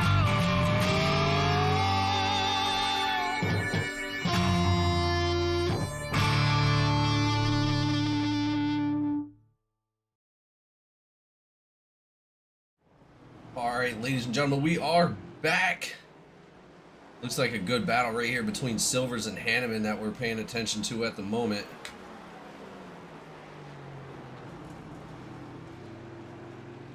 Hanneman still chasing down Garrett Caswell. Garrett Caswell, has he made any room on Archuleta? Oh yeah, big room on Archuleta. He's only 6 seconds, 7 seconds back now from the 10 seconds previous. But look at that. Archuleta is only 10 seconds back from Williams. Looks like Archuleta making big ground in that number 51 for OCS. It was that short pit, Ed. That short pit really helped him close the gap, and now that the tires are evening out, he's able to keep it.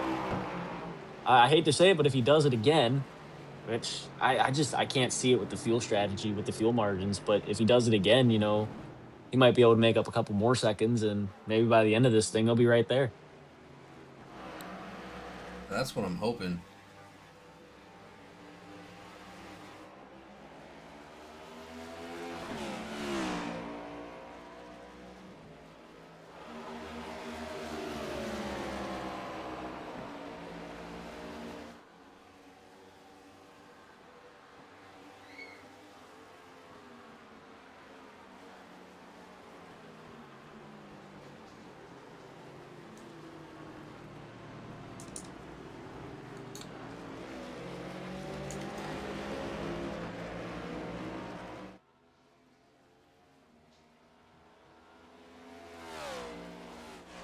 Looks like we only got a little over an hour, maybe an hour and a few minutes left in racing, as long as the pace keeps up the way it is.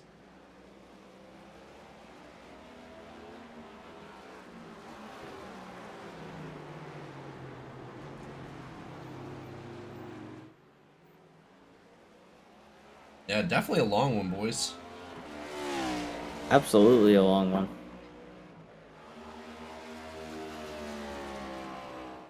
This was all predetermined. Arrow chose a heck of a race to miss.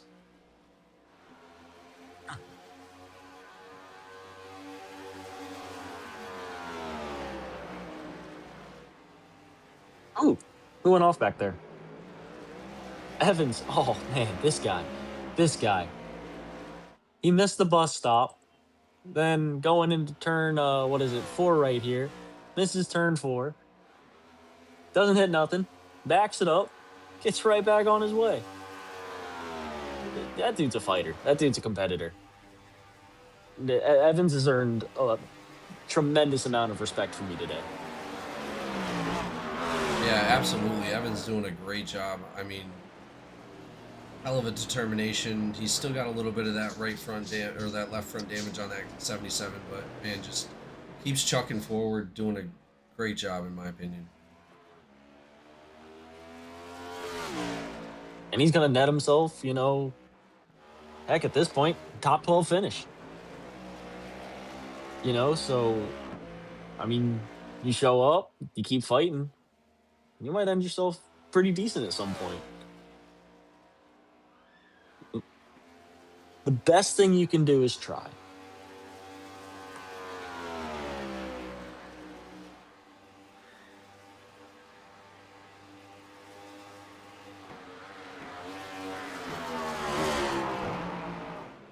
Only 36 laps to go, ladies and gentlemen.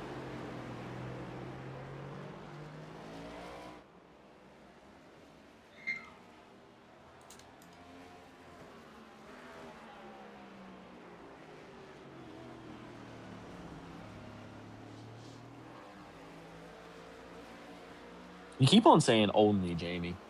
That's because I'm trying to minimize it in my own mind, all right? Yeah, you're trying to stay positive for it. I mean, it's a grueling race, and these guys knew that coming in.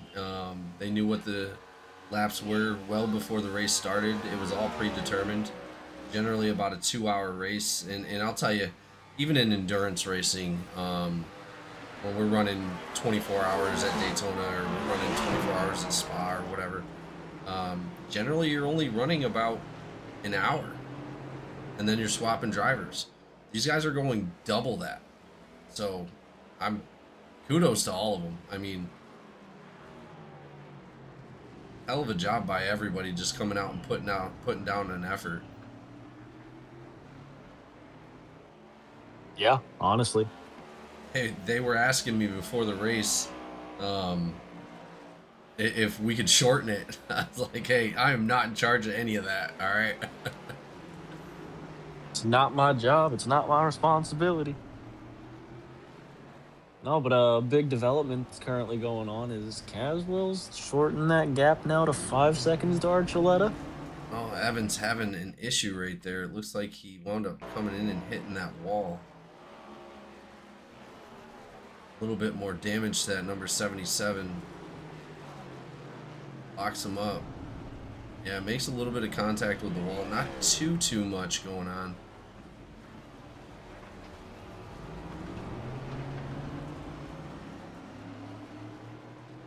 Oh, that one does hurt, though. Hey, he turned it right back around, got back out there. It's what he Still does. booking it. I mean, he only hit the wall at like 30 miles an hour, but it's still. Cochran jumped in and said only 1 hour stints, question mark. Sometimes they go a little longer than that, you know. Sometimes they go up to an hour and a half, 2 hours at most. Most of the time we don't allow drivers to get too tired or too exhausted because it really it breeds. Cochran said I'm doing 3 or 4. Really? Put me in for the full 24, Chief. Come on, Coach, put me in. That's a long way to go.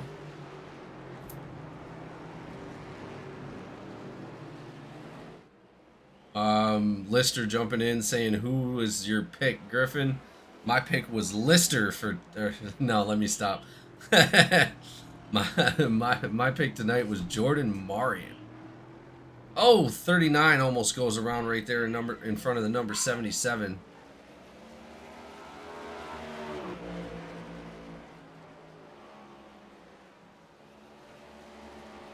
Hey, Marion's doing pretty good. He's up to 7th.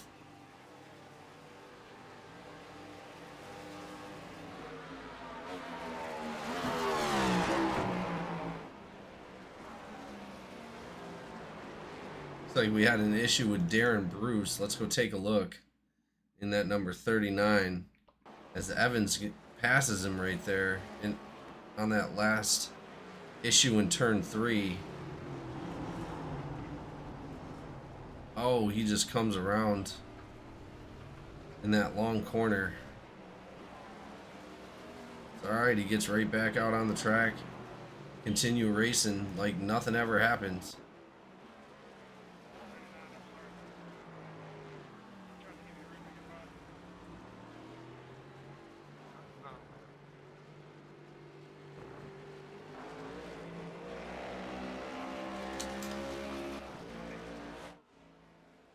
Yeah, we're just now hitting 10 o'clock. and we got a little under an hour left. So that's about a normal race for these guys anyway.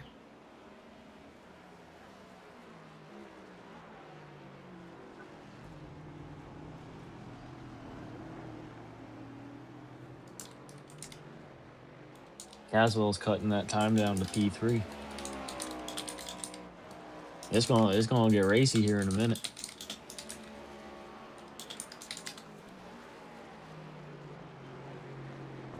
I think Archuleta's his tires are finally starting to go real bad here. He's struggling to hang on. Yeah, he was running consistent mid 149s, and then about 2 laps ago they went to high 49s, and now they're into the 50s. So he's struggling real bad to try and keep that car going forward. You said Archuleta? Archuleta. Yeah. Well, it looks like Garrett Caswell is finally caught. Oh, Archuleta sideways right there, coming out of the bus stop, giving the advantage to the number 87 of Garrett Caswell. Unfortunate for that OCS Racing team. 4 seconds, almost 5 seconds now behind, but he gets it back up and running. That's going to put him almost in the clutches of Raymond Hanneman. Raymond Hanneman about 10 seconds back. Archuleta now coming down into pit lane again for an early pit stop. Yeah, he needed to. He short pitted and he was running out of rubber. And I think that bus stop. I think he was going to come in this lap, but getting Caswell behind him that close and not having anything to give him, it might have been mirror watching a smidge too much there.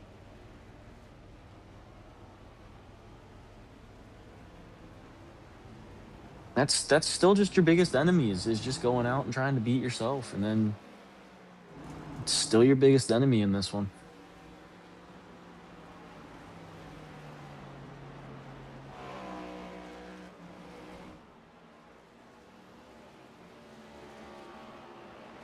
Ooh, Caswell getting a little sideways going into the international horseshoe. Well, let's take a look at pit stops real quick. It looks like Jeremy Gardner 12 laps since his last pit stop. A. Williams 10. Garrett Caswell 13 laps on those tires right now. And as we already know, that is quite a bit. We're gonna start Not to to interrupt pit you here, stops. Jamie, but going into turn 6 right there, coming out of it actually, Hanneman goes for a nice little slide into the infield grass. Gives up 4th position. He was in 4th? He was in 4th place. I wonder how that happened. Who pitted? Oh, Archuleta pitted.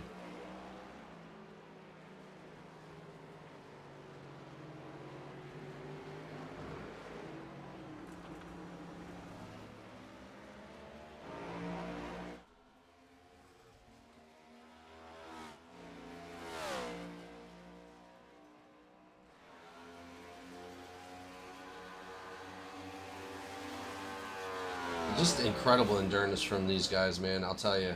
It's not easy to go out there and run a 2-hour road course. It's really not.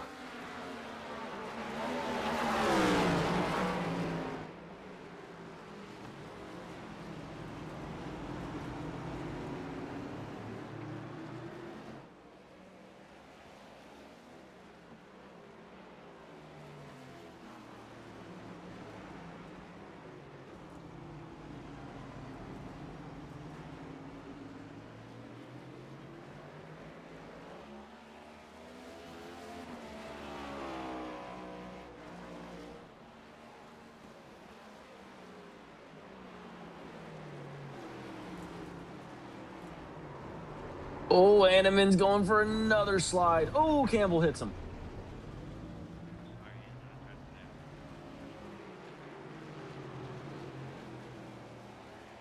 Yeah, the second time him going through turn 6, back-to-back laps.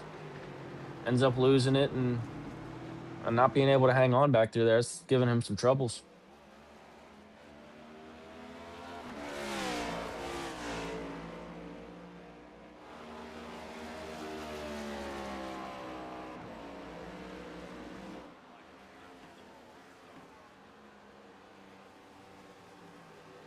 Well, it looks like we're starting to really see the effects of those worn tires coming out of the drivers. I mean, we seen Archuleta going sideways, doing a really good job of keeping it up into third place. Hanneman he's been doing great all race, but man, the worn tires are really starting to give these guys a problem. Yes, they are.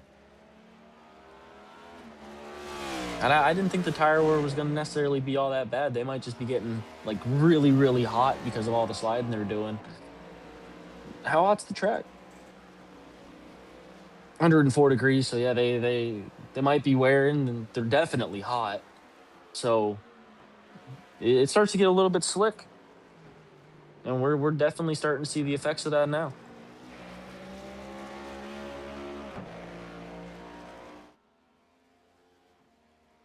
We got Silvers into the pits right now, lap 45.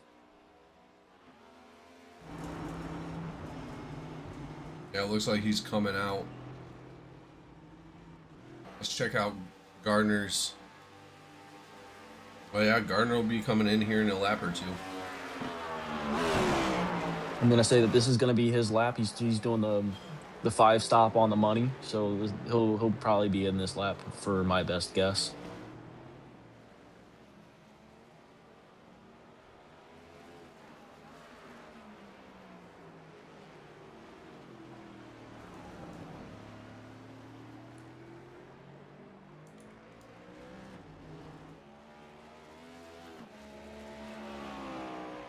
Yeah, as long as you consistently put 15 laps, you're not going to have to go over that 5-lap pit stop. That's really ultimately going to be the goal for all the drivers, is to, the least amount of pit stops possible. Yep. So you're going to want to at least put 15 laps on those tires.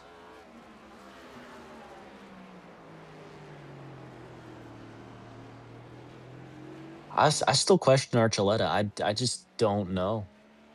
I'm curious. Caswell's into the pit lane right now. He's gonna come in and get a fresh set from Fresh Pet.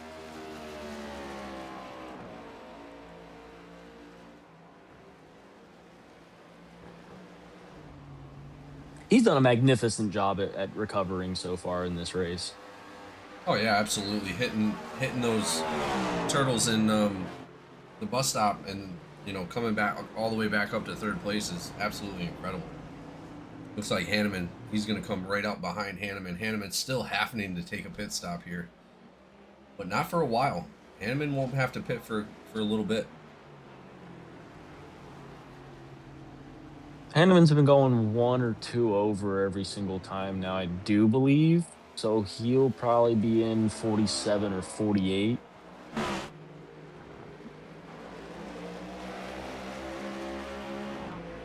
See if he gets here through 6 decent.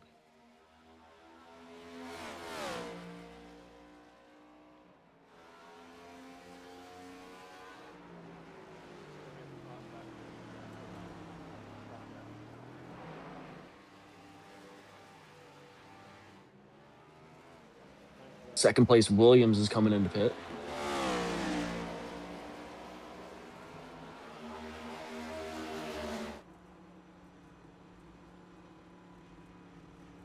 Yeah, I feel like Williams probably could have pushed it a little bit further.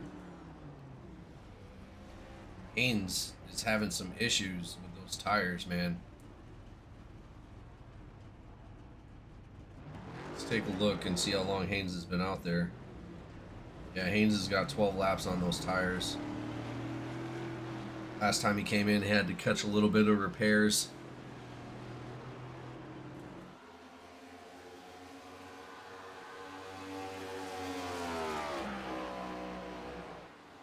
Here comes Hanneman. He's got his hand out the window.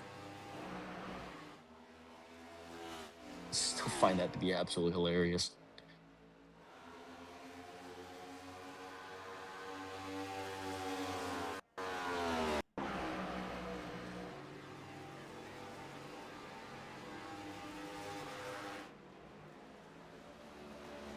Yeah, somehow Williams wound up gaining on Caswell almost 10 seconds.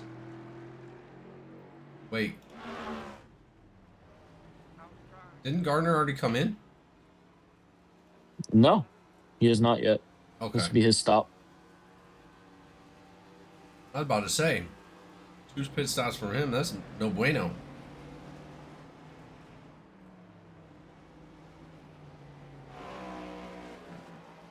Honestly, he can afford to speed on pit road at this point. It might make things interesting.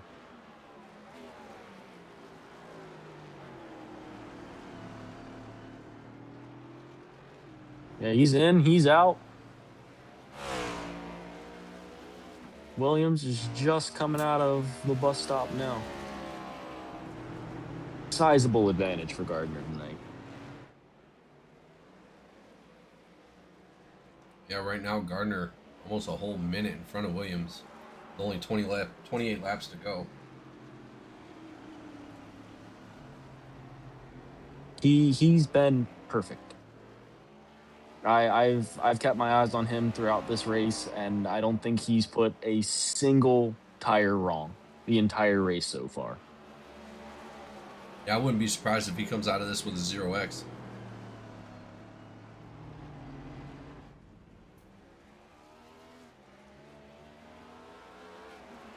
Yeah, I haven't seen him go off track. I haven't seen anything out of him. The only X I think he'll pick up is maybe coming out of the bus stop because he's going so quick through there. Maybe on that bus stop he might cut it a little bit, but even then,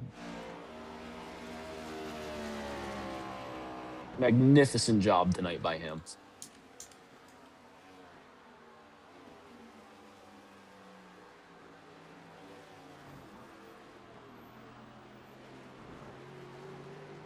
I mean, as it stands right now, Clue, we only have 6 drivers on the lead. Yeah, he just put 7th place, Marion a lap down. So he's got a ways to go before he ends up getting up there to Hanneman. I'm not sure if he'll be able to do it, but clinic.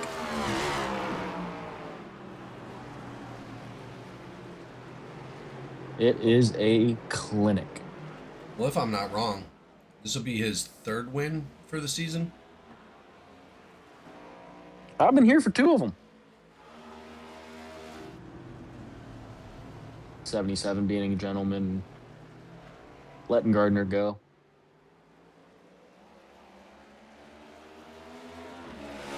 Yeah, so far looks like Gardner taking 2 wins. This will be his 3rd win. That'll make him the most winningest driver all season long. Hanneman right in front of Dusty Haynes, which is a lap down at the moment. Campbell out there with a little bit of damage on that front end, sitting behind Silvers. Silvers currently sitting in 5th. Benjamin and Archuleta is in 4th.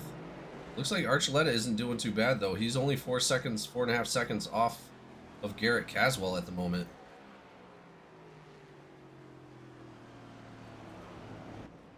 It's just those long runs he's having trouble with, it looks like. Yep. Yeah, once his tires start to get a little old, because he's having to push full stints since he short pitted a couple times. Once they start to get a little older, he's trying to keep pace and just not able to maintain it. But I mean, he's done a heck of a job being able to stay with Gardner, Williams, and Caswell, the 3 guys that, you know, qualified 0.6 of a second quicker than he did. So Right. he's right up there in the thick of things. Oh, Darren Bruce going off a little bit right there in front of Hanneman. Or right there behind Hanneman, I should say.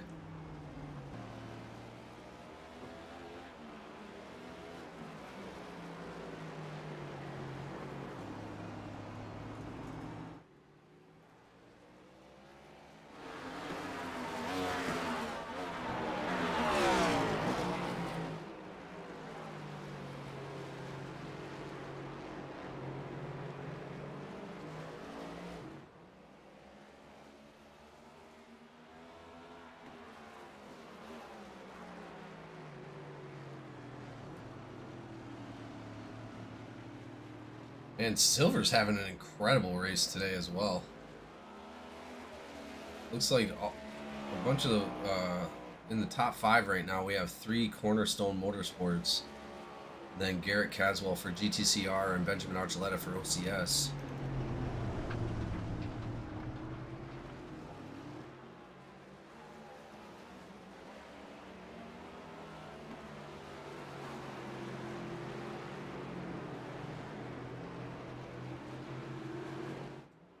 I've noticed that this is the 2 races that I've been here to broadcast for. You know, Gardner and Williams 1-2. As McCabe's gone off in turn number 6.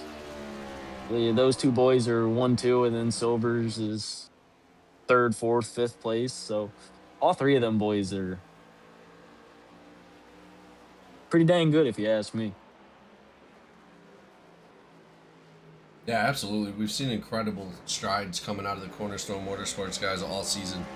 I mean, as far as Gardner goes, I mean, just showing what kind of talent those guys really have. And I mean, great effort by all of them. They come out each week, put down hell of a lap.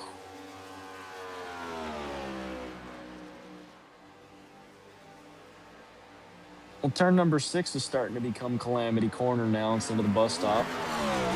McCabe ends up just looks like he missed his braking spot there a little bit, locks him up a little bit harder, gets a little loose, goes to correct, and snaps on him, and he bounces off that those tire barriers out there in the edge of the track.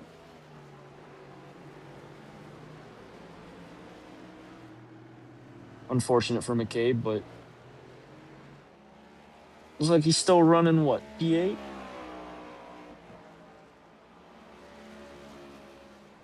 Yep.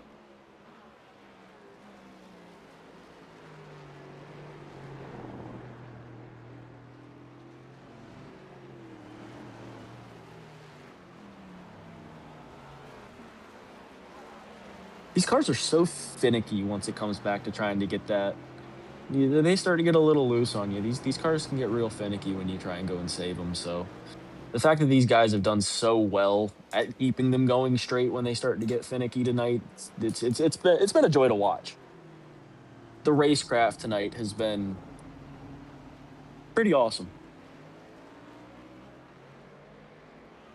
Looks like Gardner back up to running 147s after that last pit stop. Yeah.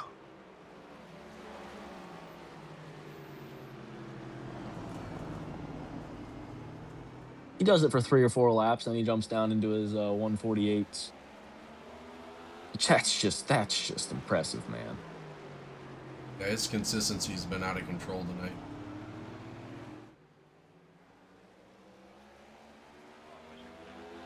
"24 laps to go here at Daytona." You didn't say only this time, Jamie. Ah, you noticed that? Yeah.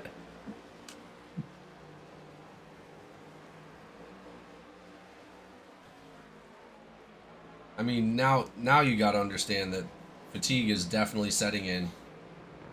These guys still got a little bit of a race ahead of them. I mean,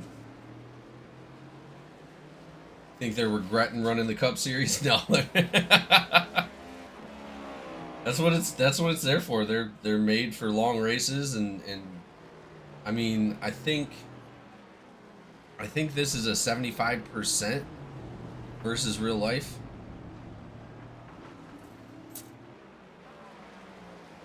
Cochran says, "Can I buy a caution for $5?"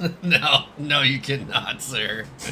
This is not one of our famous charity races where you can put somebody down into the the last charity race we had, no joke, somebody came in and dropped $100 to put me in pit lane. I think 20 times. That sounds like a pretty good idea, I'm not gonna lie. So upset. So upset. Because in the charity races, you can pay for a caution, you can pay for, like a black flag on somebody. There's a couple different things that you can pay for, which, man, the last one I think we raised like $600. That's pretty awesome. Yeah, it was a good time. Everybody had a lot of fun. Except for you sitting in the pits. Yeah, it happened to Dusty Haynes as well, which the charity race was to support good old Dusty Haynes, and he got put into the pits about 20 times as well.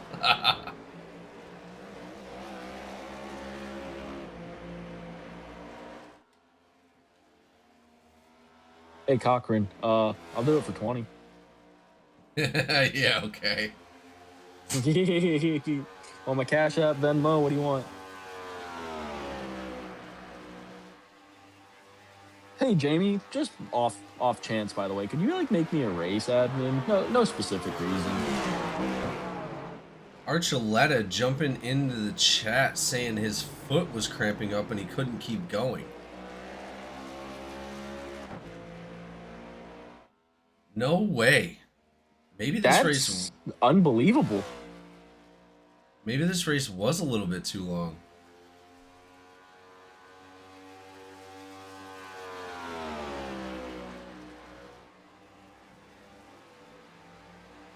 I mean, they generally run about 2 hours, but yeah, Archuleta's showing that he jumped to the pits. Yeah.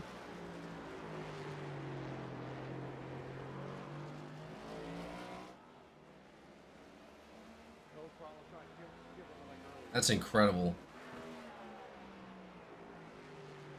Cochran, you need more Gatorade and bananas. He's not lying. Like, sometimes my toes start to go numb if I'm racing too long. Decent.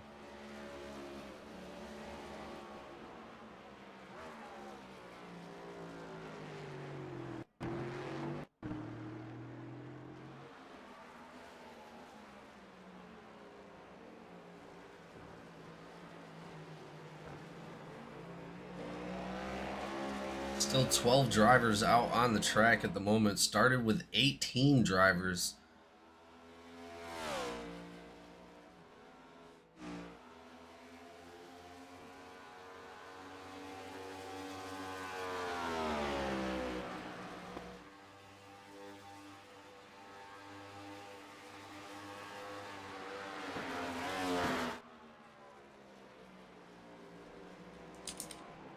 That sucks for Archuleta. He was putting on a good show.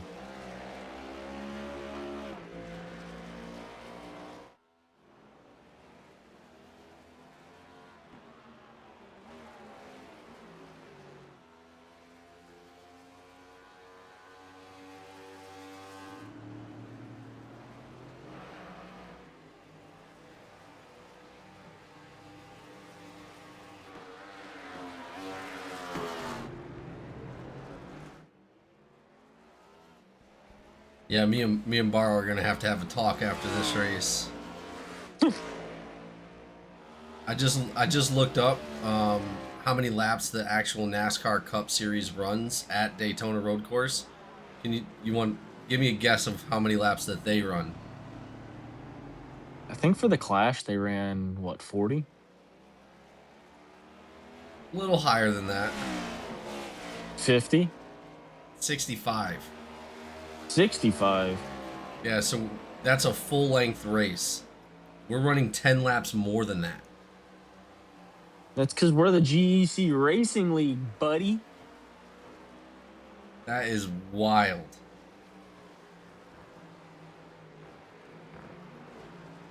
Well, and what he does is he breaks it down over 2 hours.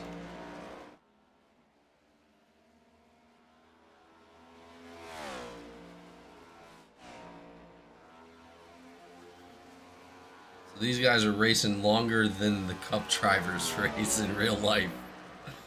Oh man, I feel so bad for these guys, man. I really do. We should have shortened this up. Feel bad for their toes cramping up.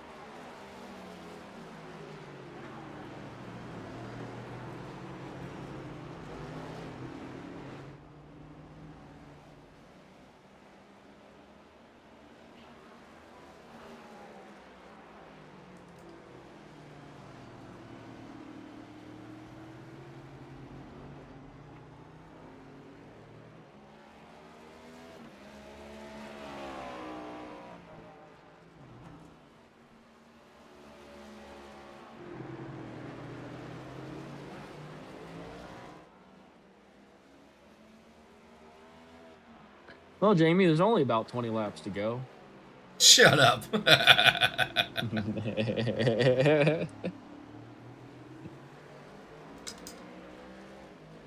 That's still 36 minutes in the car, man.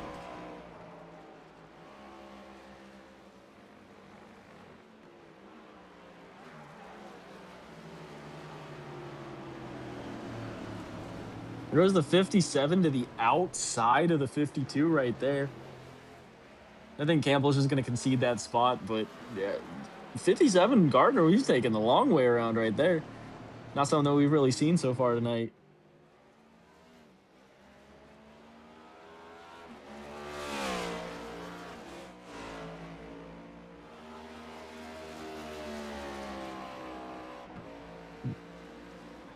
But hey, that puts Hanneman back up into top 5. That puts Silvers up into the 4th position. So, although unfortunate for Archuleta, you know, one man's trash is another man's treasure.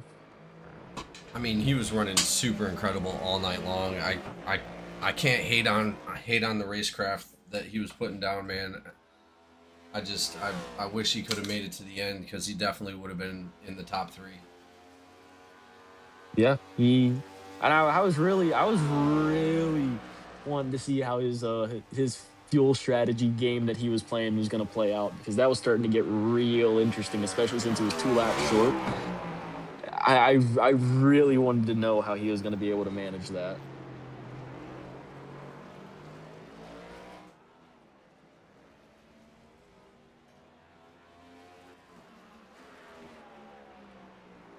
And then another man that found some treasure is Mr. Evans. It's now up to a top 10. So dedication. That's all I gotta say for it is dedication, man. That definitely goes to show that endurance racing isn't for everybody, and this is, whether you want to admit it or not, this is definitely an endurance race. Yeah. And he's pulled through and done a lot throughout this race that put him in that position. So good for him, man. I think he's hit just about every single tire barrier. He's found every patch of grass on the racetrack, but he gets her straightened out, gets her back on the black, keeps trucking, and that's what you got to do. I mean, heck, you were spun out what, 2-3 times at Sonoma? Yeah, Got her back on the black. Yeah, Kept it going. A little bit of contact in the beginning, right there on, I think I want to say like the 3rd lap or something like that, and then got spun around, and then again midway through the race it happened again. So I mean, and that's what it's about. Just keep it going, keep doing what you're doing, and just fighting as hard as you can, because eventually you will move up spots depending on who, you know, drops off, who wrecks the car. Consistency, and you said it before the race, like, you're only fighting yourself on these road courses. Yeah, I think I was sitting more or less 8th or 9th place for a majority of that race, and one guy does this, another guy spins out, another guy does this, and then you just one by one by one by one. Hanneman locks him up in front of McCabe right there. Cabe's a terrifying guy to have in your mirrors. I ain't gonna lie to you. No, just a great effort from McCabe as well. I mean, coming out 7th right now currently, and just doing a crazy, incredible job.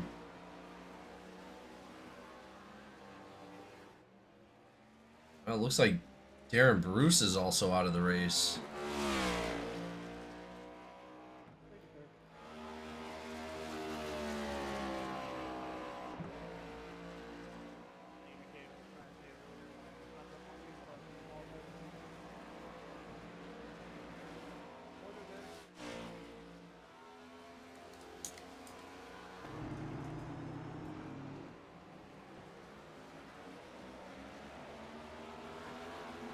These guys got about 30 minutes to go.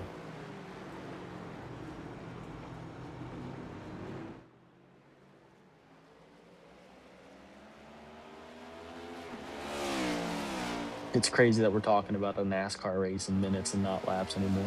Yeah, Bruce looked fine. It just looks like he came down pit road and he had about enough. Well, either way, he's going to finish 12th.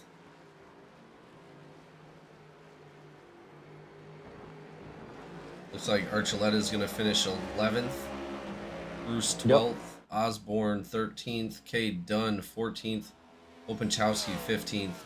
Bryce Boyer 16th. Conal Bolton 17th. And 18th is going to be Ryan Mutray. Like I said, just coming out, showing up, getting on the track real quick, even if you don't feel like you're going to do very well, is still going to get you more points than the provisional tonight. Yep.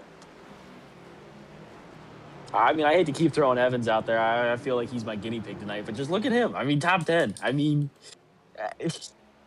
dude's to it. I just can't commend him enough. Like, because I've been there. I mean, we've all been there. You know, we've all been there at some point in our racing career, and you're just go run it.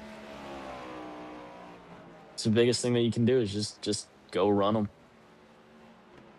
How many points do you get for the provisional? 15.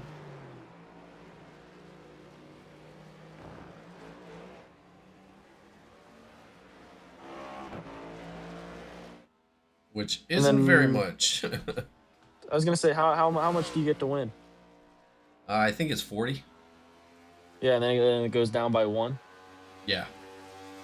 So I mean, no matter what, you know, Evans is gonna be what, 31 points, 40. Yeah, 31 points.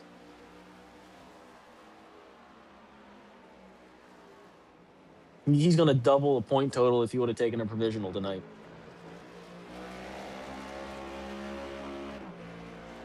And that's crazy to think about. I mean, just coming out and trying your best, it still gives you a good place.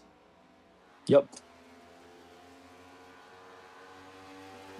And in a sport where every point matters, those 16 points that he's going to earn tonight, 16 extra points that he's going to earn tonight, magnificent for him. And Campbell, he's going to get 17 extra. You know, all those guys that are laps down that just showed up tonight to,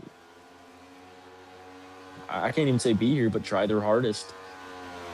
They're doubling those guys that decided that this wasn't for them.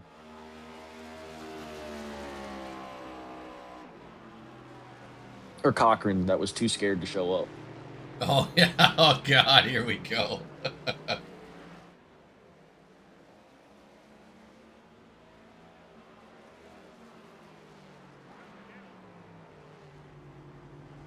I want to see what he says in chat.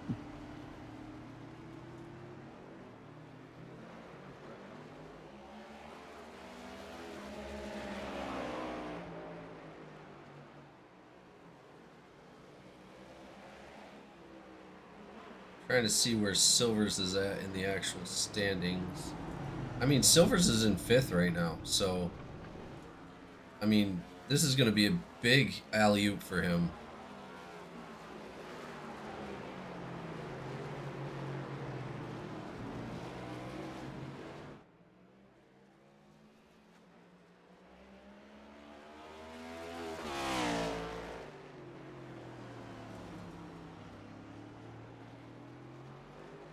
He said, ain't scared.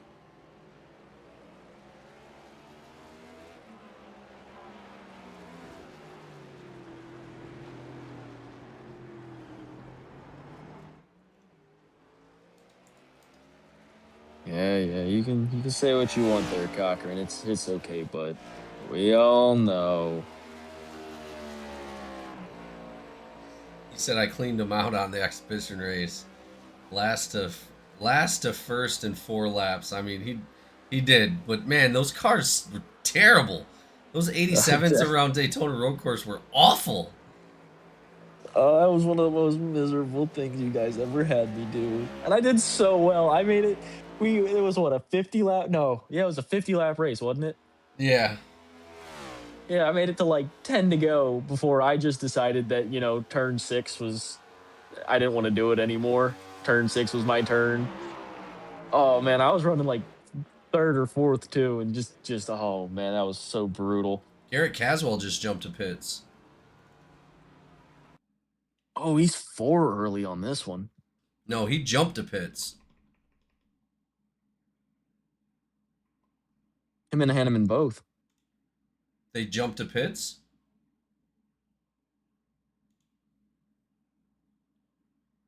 Wait a second. What is Wait, going on? yeah. Oh, Caswell disconnected. Yeah, but what happened?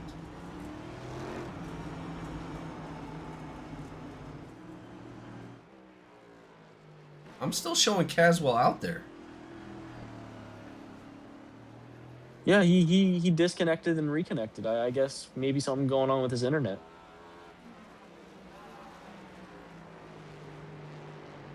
Well, that put Silvers up into third and Hanneman up into fourth.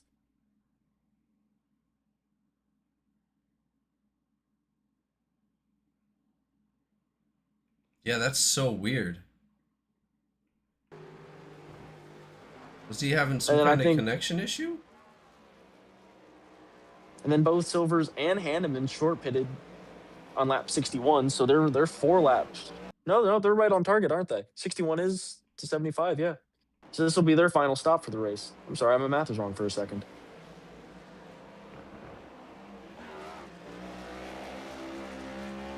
So now this is going to turn down into a battle between. It is turning into a battle between Silvers and Hanneman for that third position.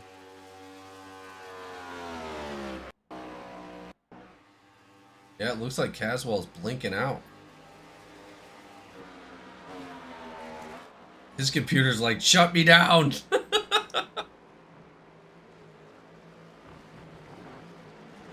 That puts Marion up to 5th. Gardner's now down into pits. With 14 to go. 13 after he crosses this line.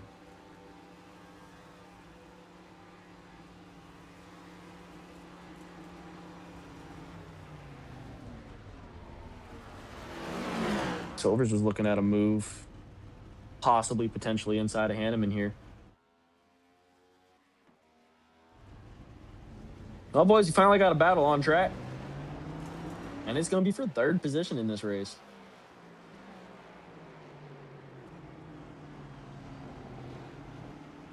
Well, we've seen a little bit of a battle between these guys already. Hanneman getting a little bit of the advantage. Williams down into pit lane as well. So all of our cars on the lead lap have come in for their final stop here. Yeah, Hanneman, Silvers, Marion. Marion still hasn't came in. He's coming in now. Garrett Caswell back out there trying to make up some room. But he's already pitted, so that's going to put him back up to 5th. We're going to be fighting back there with Marion in order to be able to get that 5th spot. See where Marion comes off of pit road at. Yeah, Marion, yeah, Garrett Caswell just passed him. That puts Garrett Caswell up to 5th place.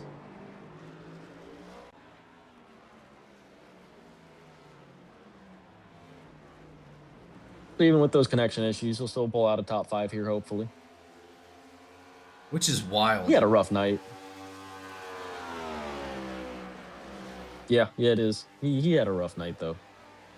Well, and to get all the way, whacked out from the bus stop twice in a row, and then to come back all the way up to 3rd and then disconnect and still stay in 5th, I mean, that's a hell of an accomplishment.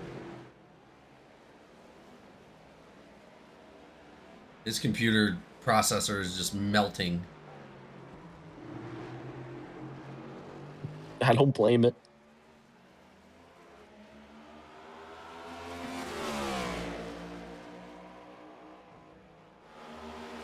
12 to go here at Daytona to finish off the Road to Glory 267. And what a race so far. I mean, some of the drivers just not able to make it to the end. But as we're starting to get into the closing sections of this race, I mean, the positions have shaked out like we weren't expecting. Obviously, Gardner and Williams, they've been up front pretty much all day. But Raymond Hanneman sitting up into third place, Silvers in fourth, Garrett Caswell in fifth, Marion sixth, McCabe seventh, Haynes eighth, Chris Campbell ninth, and to finish out our top 10, the notorious Tyler Evans.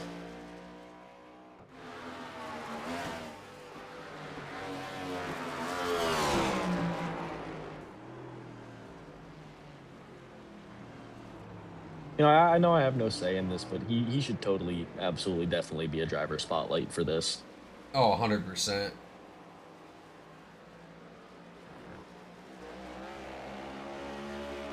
That man deserves it after this one. I'd love to be able to talk to him after the race and just hear what he's got to say, because he's like I said, he's hit every single wall. He's found every single bit of grass on this racetrack. I'd love to hear his thoughts on this one. I want to know how much fun he had.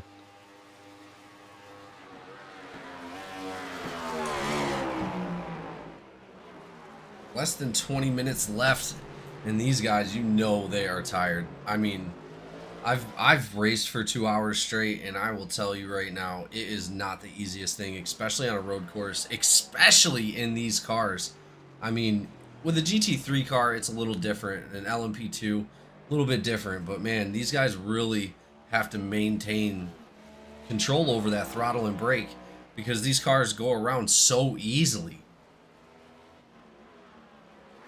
And while you're saying that, Silvers ended up having a wee bit of a moment going to turn 6 there, and that one's becoming the struggle corner for these guys, is turn 6.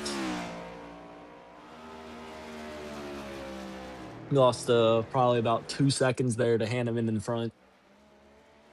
It's going to be tough for him to make up that much time here in 12 laps, but he's still got a shot at it. Starts turning some good ones.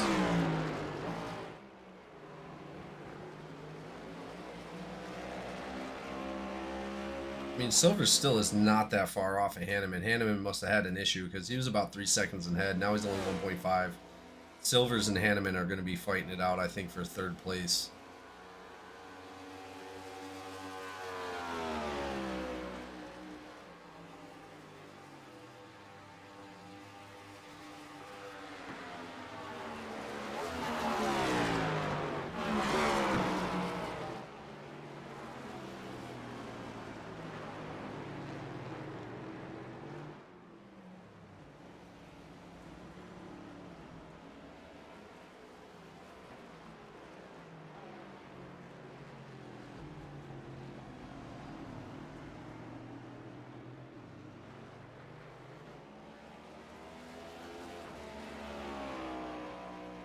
I mean, hell of a job from Jordan Marion as well, man. I mean, keeping it up out there, currently in 6th. Incredible work by these guys.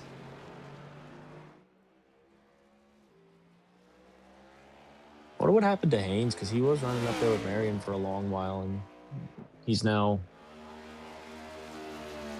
pretty good gap behind him. Oh, Haynes is coming in. Yes, he is, isn't he? I wonder if he wasn't going to make it. I think this is just his scheduled final stop, which is odd because it's 4 laps late, but it is his final stop. Yeah, you're right. He was low on fuel. he was pushing some. He was pushing there for a little while, wasn't he? He was a little deep on some of the stops. Well, in a real NASCAR race for Cup Series, they would be ending the race right now. Keep that in mind. Oh, Silvers. Oh, no, that wasn't Silvers. That's Evans and Hanneman. I thought Silvers caught up to him. The cars almost look very similar.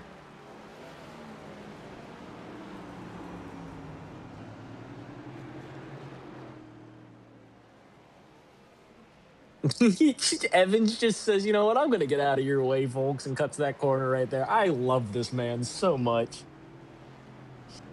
Absolutely Uh, awesome. he said, "You know what? I got enough of those things, and what's a couple more incident points to me?" He's so wicked, dude.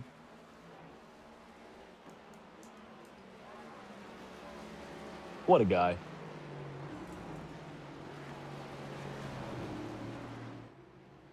You know, I kind of wish this was real life because I'd totally go give that guy a high five after this.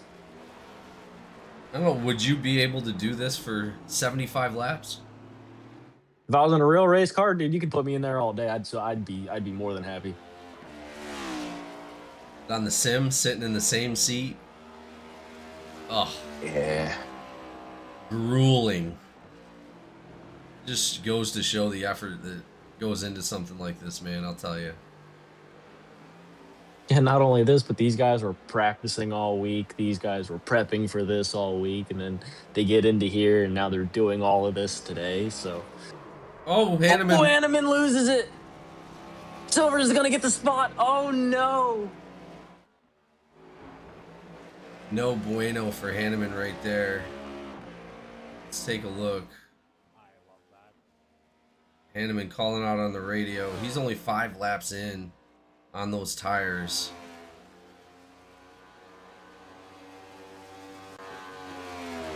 He just caught them curbs right there.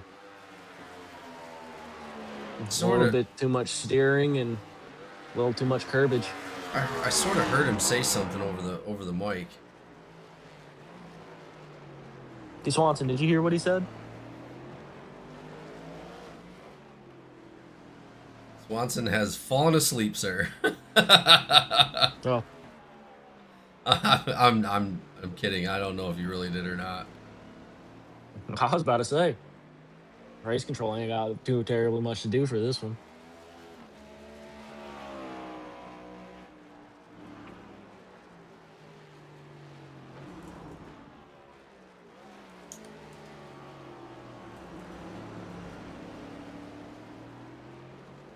Well, they only got, Hanneman still is right there, though.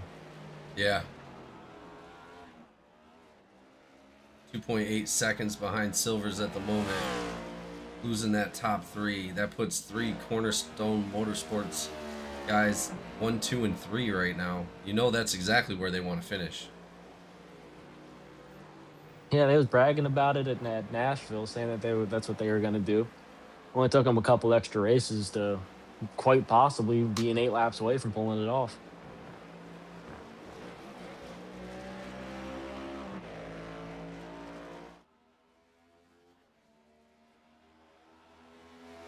I listened to Hanneman that lap going through the bus stop, going off that exit curbing there.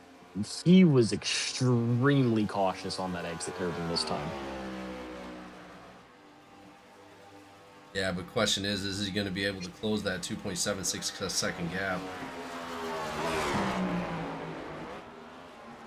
No, he lost a little bit.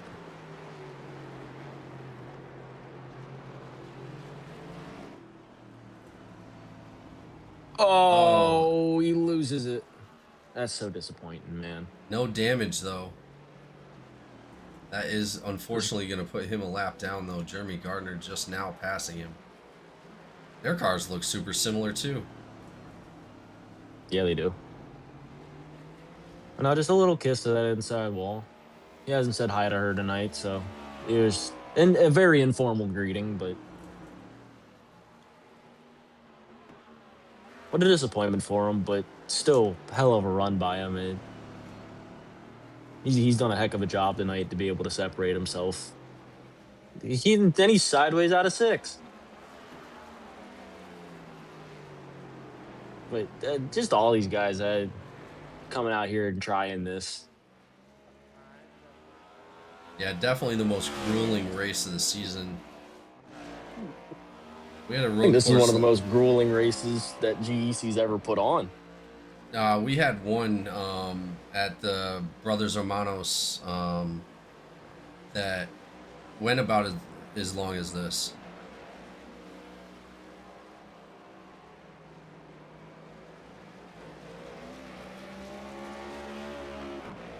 But that's our own fault. Like I said, we probably should have looked and seen how much the real race was. At 65 laps, we probably should have took like 15-20% off of that and did that. I didn't realize. And again, before this race even started, these guys were begging me to lower the lap count, and I can't. It's not my series. I'm not allowed to.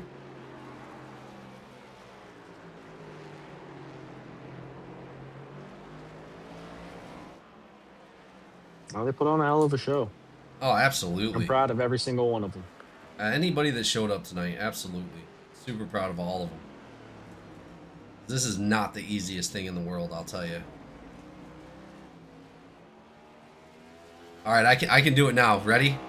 Only 6 laps to go here at Daytona. Give it to you, Jamie.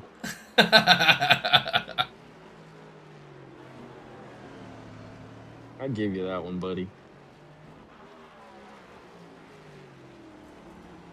I was saying only at 45 laps to go. Saying only at 50 left, my brother. Oh, man.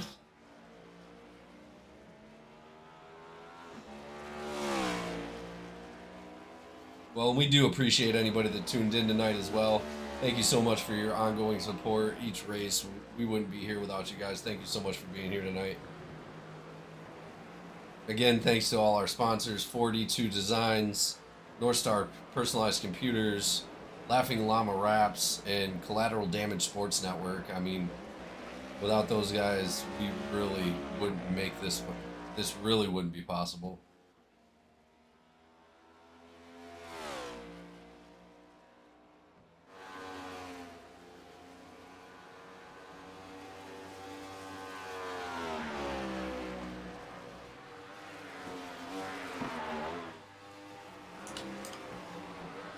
Nine minutes left. Blue, 9 minutes. Oh no. Oh no. What? Evans? Evans. Evans jumped to pits. Yeah, he went off track in 6. Bounced off the wall pretty good. No. Oh no, tell me he's not gonna finish. Max Dinda throws beer can out the window.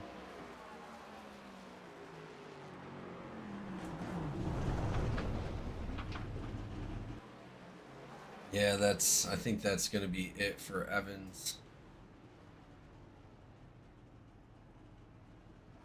Man, hats off to him, dude. Hats off.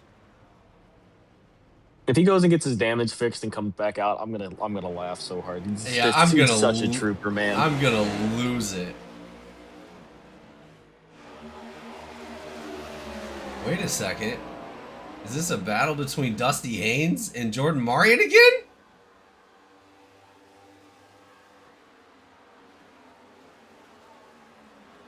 I'm not sure if they're on the same Dusty lap. Haynes is 2 down. But still. Got Campbell right there behind him as well.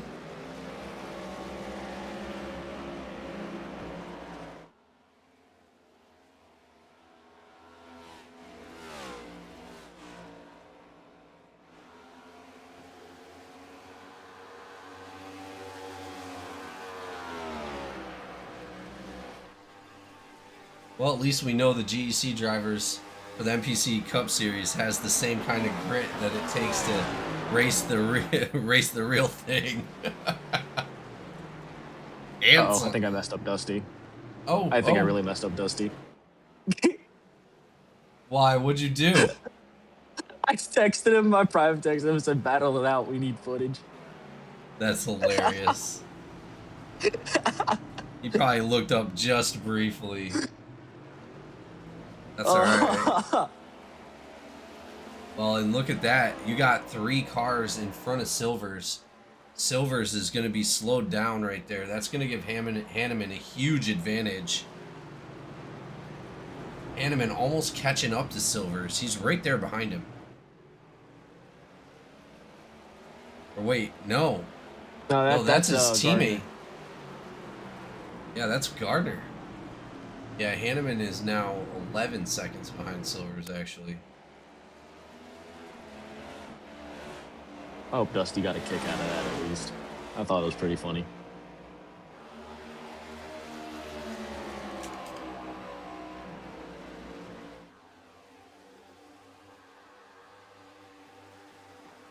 Man, I'll tell you, I don't know if I could do it in the Cup cars for this long. I really don't. I just can't do the Cup cars. That's my only problem. They're I'd not love to race terrible. with these boys. I enjoy the Cup cars actually quite significantly. It's because Only you're weird, Jamie. the only reason that the next gens are even in play is because of me. It's because you're weird, Jamie. Well, I was racing the next gens with these guys a couple of seasons back.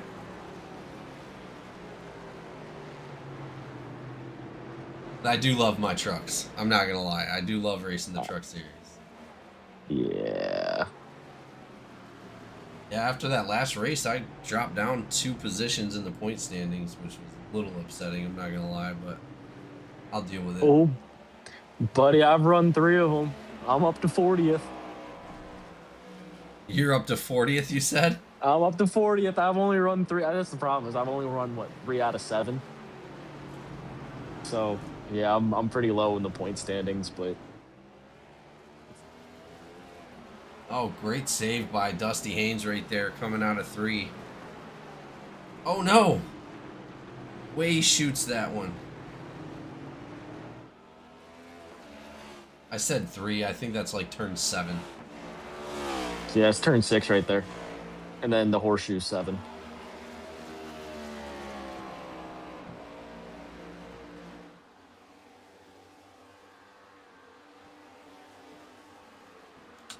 That's the thing. The 77's still sitting there in pit lane. He hasn't disconnected yet. I really wonder if he's going to try and get back out on track.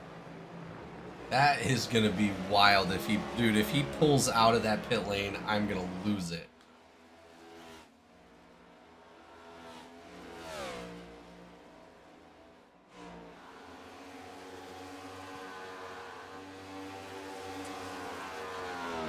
I can't say for all honesty, but I think Gardner is staying behind Silvers so he doesn't go a lap down.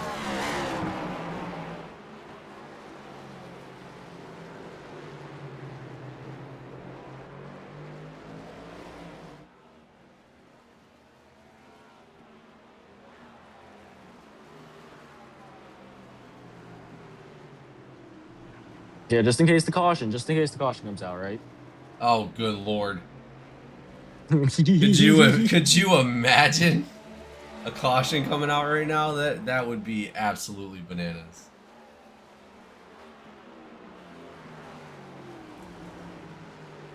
I'll do a caution right now for $50. Let's go. Want your cash out? No, I'm not even an admin in this race. Only the series directors, and if they're not racing in the series, which we don't allow that anymore, and race controller admins.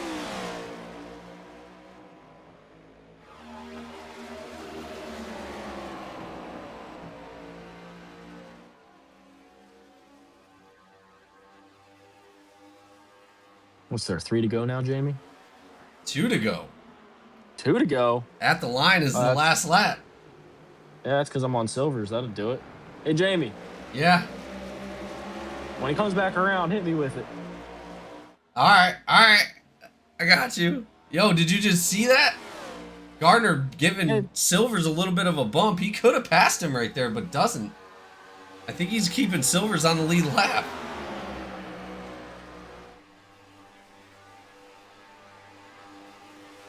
Here we go, last lap. Only 1 to go. This is it, ladies and gentlemen. One of the most grueling races all season long.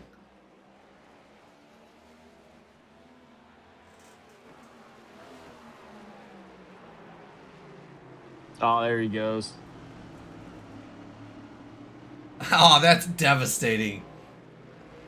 That's Silver said, "Hey man, I don't want to run that extra lap. I'm done with it."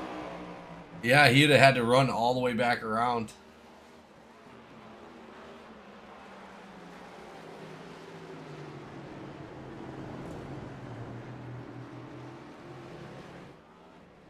Here we go.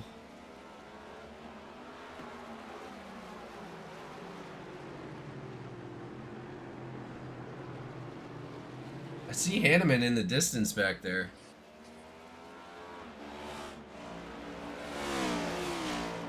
He's just coming out of 7 now.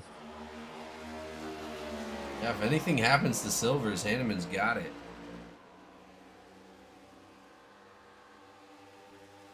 But what a race from everybody, dude. Caswell with a bunch of stuff going on. Raymond Hanneman coming back from a couple mishaps. Silver's doing an amazing job. Campbell and Haynes side by side right now coming into the backstretch.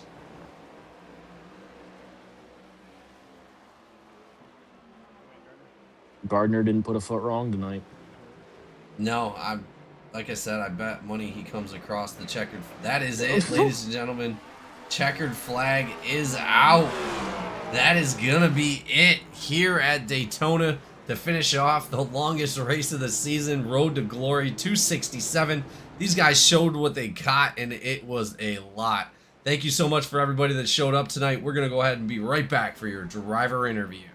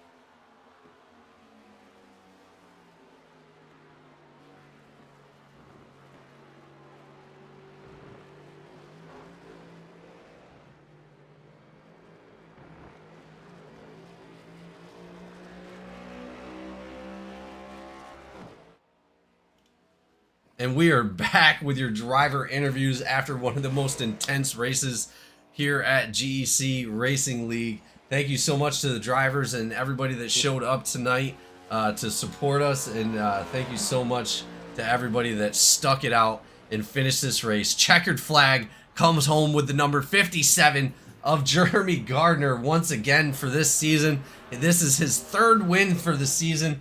Congratulations, Mr. Gardner. Take us through this grueling race. Yeah, grueling is the word for it for sure. I had a lot of fun. Tonight was really just all about consistency and just managing throttle really well and just trying not to kill the right rear on it. So definitely not what I really expected to come into tonight and win. I figured I'd run good, but overall that was a lot of fun. I didn't see a lot of chaos with lap cars, so that was really nice to have tonight. So I'm going to tell you right now, I'm ready to move on to next week after that. Whew. I don't blame you whatsoever. We seen right there at the end you were trying to keep Silvers on the lead lap, but I'm pretty sure Silvers didn't want to do another lap, so he let you go. But man, you guys killed it all night long. Cornerstone Motorsports 1, 2, and 3 tonight. I know you guys have been waiting for this. Hard earned 1, 2, 3 for Cornerstone Motorsports. Good job, everybody, and I'll tell you, Gardner, hell of a race from you. Not a foot out of place. How many X's did you get tonight? I think I got 0X. Honestly, I would say I wouldn't say I was perfect tonight, but I was damn near it. So, like I said, I was pretty much trying to optimize the lap time, like a consistent lap time in my head. Try not to push too hard and just try to stay in the rhythm. And I ended up building a rhythm, and that's all she wrote from there. I was really hoping, Albert didn't get close enough to me because Albert's super good on road courses as well. So that was going to be fun right there. Me and him were neck and neck on lap time. So, I mean, I think he made a couple mistakes, fell back a little bit. But yeah, like you said, hell of a night for the Cornerstone guys. 1, 2, 3. We've tried to do this multiple times, just fell short of it. Well, congratulations to you and your team, man. I'm super proud of all of you guys for sticking it out after 2 hours out here. You guys absolutely dominated. Congratulations, man. You deserve it. Yeah, I appreciate it. Anybody Um, you'd like to thank for tonight's race? yeah, Freedom Warranty for everything they do for the Cornerstone guys, for being on the car. Mountain Silver Supply Company, Jake's Junk Solutions, Waynesville Tire, Mountain View Detailing, 42 Designs, Safe Light Auto Glass, Ackerman Seal Coating, Speakeasy Pen Emporium and Supply Company. Of course, y'all guys up in the booth, appreciate y'all. Can't wait to watch this again. My guys are Premier Racing Setups, and all my guys are at Cornerstone. Awesome. Well, thank you so much, man. We will see you out next week and possibly another checkered flag before the Yes, sir. playoffs. Yes, sir. We'll see how it goes. All right, second place driver A. Williams coming out here in that number 13, putting on a hell of a show as well, doing an incredible job. Just a hell of a race, man. I'll tell you, it's been a long time since we've seen drivers go out there and do what you guys did tonight. I am super impressed. We were talking about you guys all through the broadcast. I mean, Williams, take us through your race. Yeah, a lot of the race was just, kind of stuck in no man's land. Yeah, it seemed like I was, had more pace than third on back, but then I didn't have the pace of Gardner. So, it was just a very quiet, lonely race from the drop of the green flag, and I just tried to stay as consistent as I could. I made a few mistakes here and there, and just hard to stay focused sometimes when you see the gap increasing behind you, but you see the gap increasing in front of you. So it's like, do I push? Do I just chill? And getting in a little inconsistent rhythm, but nonetheless, didn't have big mistakes on the night, and still managed to bring it home in second place and on the lead lap. Well, and it just shows the grit, like I was talking to Clue about. You guys ran 10 more laps than the real NASCAR race. Like, that is just wild to even think about. You guys were able to maintain it and keep it up there. Congratulations on your podium finish, and we really expect to see what Cornerstone can do in the playoffs. Oh yeah, for sure. I'm definitely excited for what we can do if we can, find consistent finishes and stay out of any trouble. I think we have a very good chance of going deep into the our playoff run and give ourselves a shot for the final race. Awesome. Well, thank you so much. Anybody you'd like to thank for tonight's race? Yeah, the Jake's Junk Solution Chevrolet, amazing fast. Freedom Warranty, Mount Silver Supply Co. and 42 Designs. And thank y'all for broadcasting, covering it, and all y'all do. And yeah, I mean, just thanks to all our guys here at Cornerstone. We race together and push each other to try try to be the best driver we can, and get the best results we can as a team. Well, you guys do it every single week. Thank you so much for coming out and putting down a hell of an effort. Last Thank you. but never least, the number 4, James Silver's coming out with a third place podium finish here at Daytona for the Road to Glory 267. Like we said, a grueling race, just keeping up the effort, and obviously we've seen a couple issues during the race, but you were able to persevere, come out with that podium finish after Hanneman's little slide coming out of the bus stop. You were able to get up to third and just keep it for the rest of the race. Go talk to us about what happened tonight. Well, tonight's race was pretty good from my standpoint, and pretty good from everybody else at Cornerstone apparently. But beginning to practice, I mean, I had a little bit of problems with the car, and I mean, I had a lot of problems during the race too. I mean, it was all over the place. Gardner and them was they ain't gonna lie, they were on rails, bro. I mean, they were doing a lot better job than what I was doing. I didn't really get no practice or nothing either. I just jumped straight into this. We was running a little bit late, and we still did all right though. I mean, to bring home a P3. I mean, pretty good. And then Cornerstone coming out 1-2-3 tonight, I couldn't be more proud of that. I don't think we've ever done that in a league. I'd have to go back and check, but if it is the first time, I'm extremely proud for that. No, you guys killed it, and in each week you just come out and just show us what Cornerstone's all about, and we appreciate all the hard work and the effort that goes into a race like this, and into all the other races that you guys are performed at. I mean, just an incredible job from you and your team. That number 4 just keeps getting better each week. Thank you, brother. Actually, oh no way. So in the history of Cornerstone Motorsports, since we've been a team since 2017 in league races, we've only done that one time. So that is the second time Well, that it's ever happened. But the last time it happened was 2021. So it's been 5 years since that happened. that's incredible, and a hell of an accomplishment. And I know you guys were trying it at Nashville, just wasn't able to get it done. But this week you guys were able to accomplish the impossible and brought it home 1-2-3. Congratulations.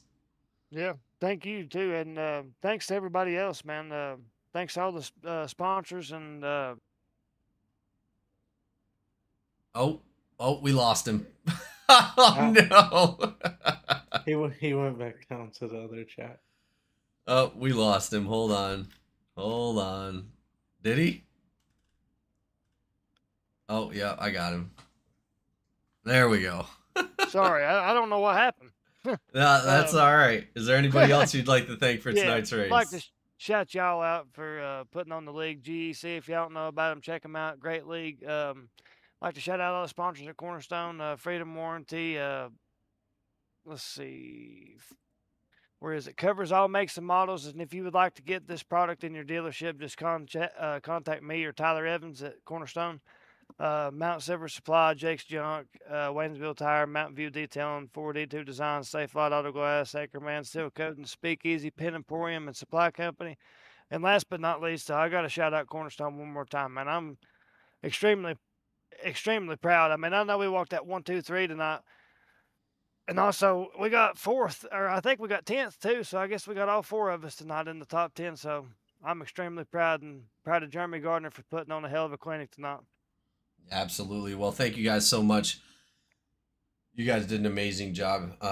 We do have a special interview we wanted to do tonight. Somebody we were paying attention to all night long. The perseverance, just hats off, admirable. And I'm going to let Clue take this one. Clue, take it off. Mr. Evans, how are you tonight, buddy? Man, I'm tired. I need an ibuprofen. Dude, we watched you that entire race. I think you touched damn near every single wall. I think you found every lick of grass out there on that racetrack. Yeah. But you kept going. And from me, from GEC, from I think just about anybody that wants to be in motorsports, that was one of the most amazing things that we could have witnessed. So many people in anything give up. Oh, this happened to me. Oh man, I can't do it. This, that, or the other thing, and they give up. You, sir, kept fighting, kept going, kept pushing, and we all just want to say we're proud of you. I'd give you a fist bump, a high five, whatever. Take us through your race, man. I want to hear about it. Well, so I work with James. We work together all day, all at work. I was telling him, man, I'm really not looking forward to tonight. I haven't had a lot of practice this week. It's not a course that I'm familiar with, and I'm just not good at road courses anyways. I told him I'd rather run 450 laps at Darlington than 75 at Daytona Road Course. And you guys can see why. I was basically driving a lawnmower tonight. But, we just we went out there, learned the track as we went, took everything one step at a time, and just tried to stay in it. People started falling off, and I started gaining positions. And my goal tonight was a top 10. I got 10th, so I'm happy with it. Super happy with the other guys. Yeah, and that's the big thing too, is you stayed in it, and everybody else, this, that, or the other thing, and they all dropped out, and you came away with that top 10. We are unbelievably grateful for you. We are unbelievably proud of you for that, and hell of a race, dude. You were a blast to watch. At some points, like the leaders would be up behind you, and you'd be like, Well, I'm just gonna get out of your way. Cuts through the grass. It was some of the funniest stuff we ever watched, dude. It was awesome to watch you race tonight. I think at Yeah. one point I slung a few rocks through Jeremy's windshield. Oh, is there anybody you'd like to thank for tonight's race, man? Man, just all the sponsors. They've said the sponsor list 3 times now, but specifically Freedom Warranty. They're an automotive warranty company. They cover all makes and models. Great guys over there. They sponsor Spencer Boyd's truck team. Super great guys. If there's anybody listening that has a spot in a dealership, wants to get that product in there, just holler at us. They're super great to work with. They've been really good to us. They'll be good to you guys too. Oh yeah, man. Oh, and something else that we realized is because you stayed in that race and didn't take that provisional, even though you knew you were gonna go through hell tonight, you got 16 extra points over that provisional, right? Those are gonna go a long way for you. So all those other people that took a provisional for tonight, you got 16 points on them now. Yeah, and that was the goal. Just come in here and it was a points race for us. Yep. Well, Yeah. So great job. thank you for it, dude. Thank you for the show tonight. Thank all you boys for the show tonight. It was awesome. Absolutely. Thank you guys. Absolutely. And thanks to everybody that tuned in tonight. That'll be it for us here at Daytona for GEC Racing League. We'll see you next week.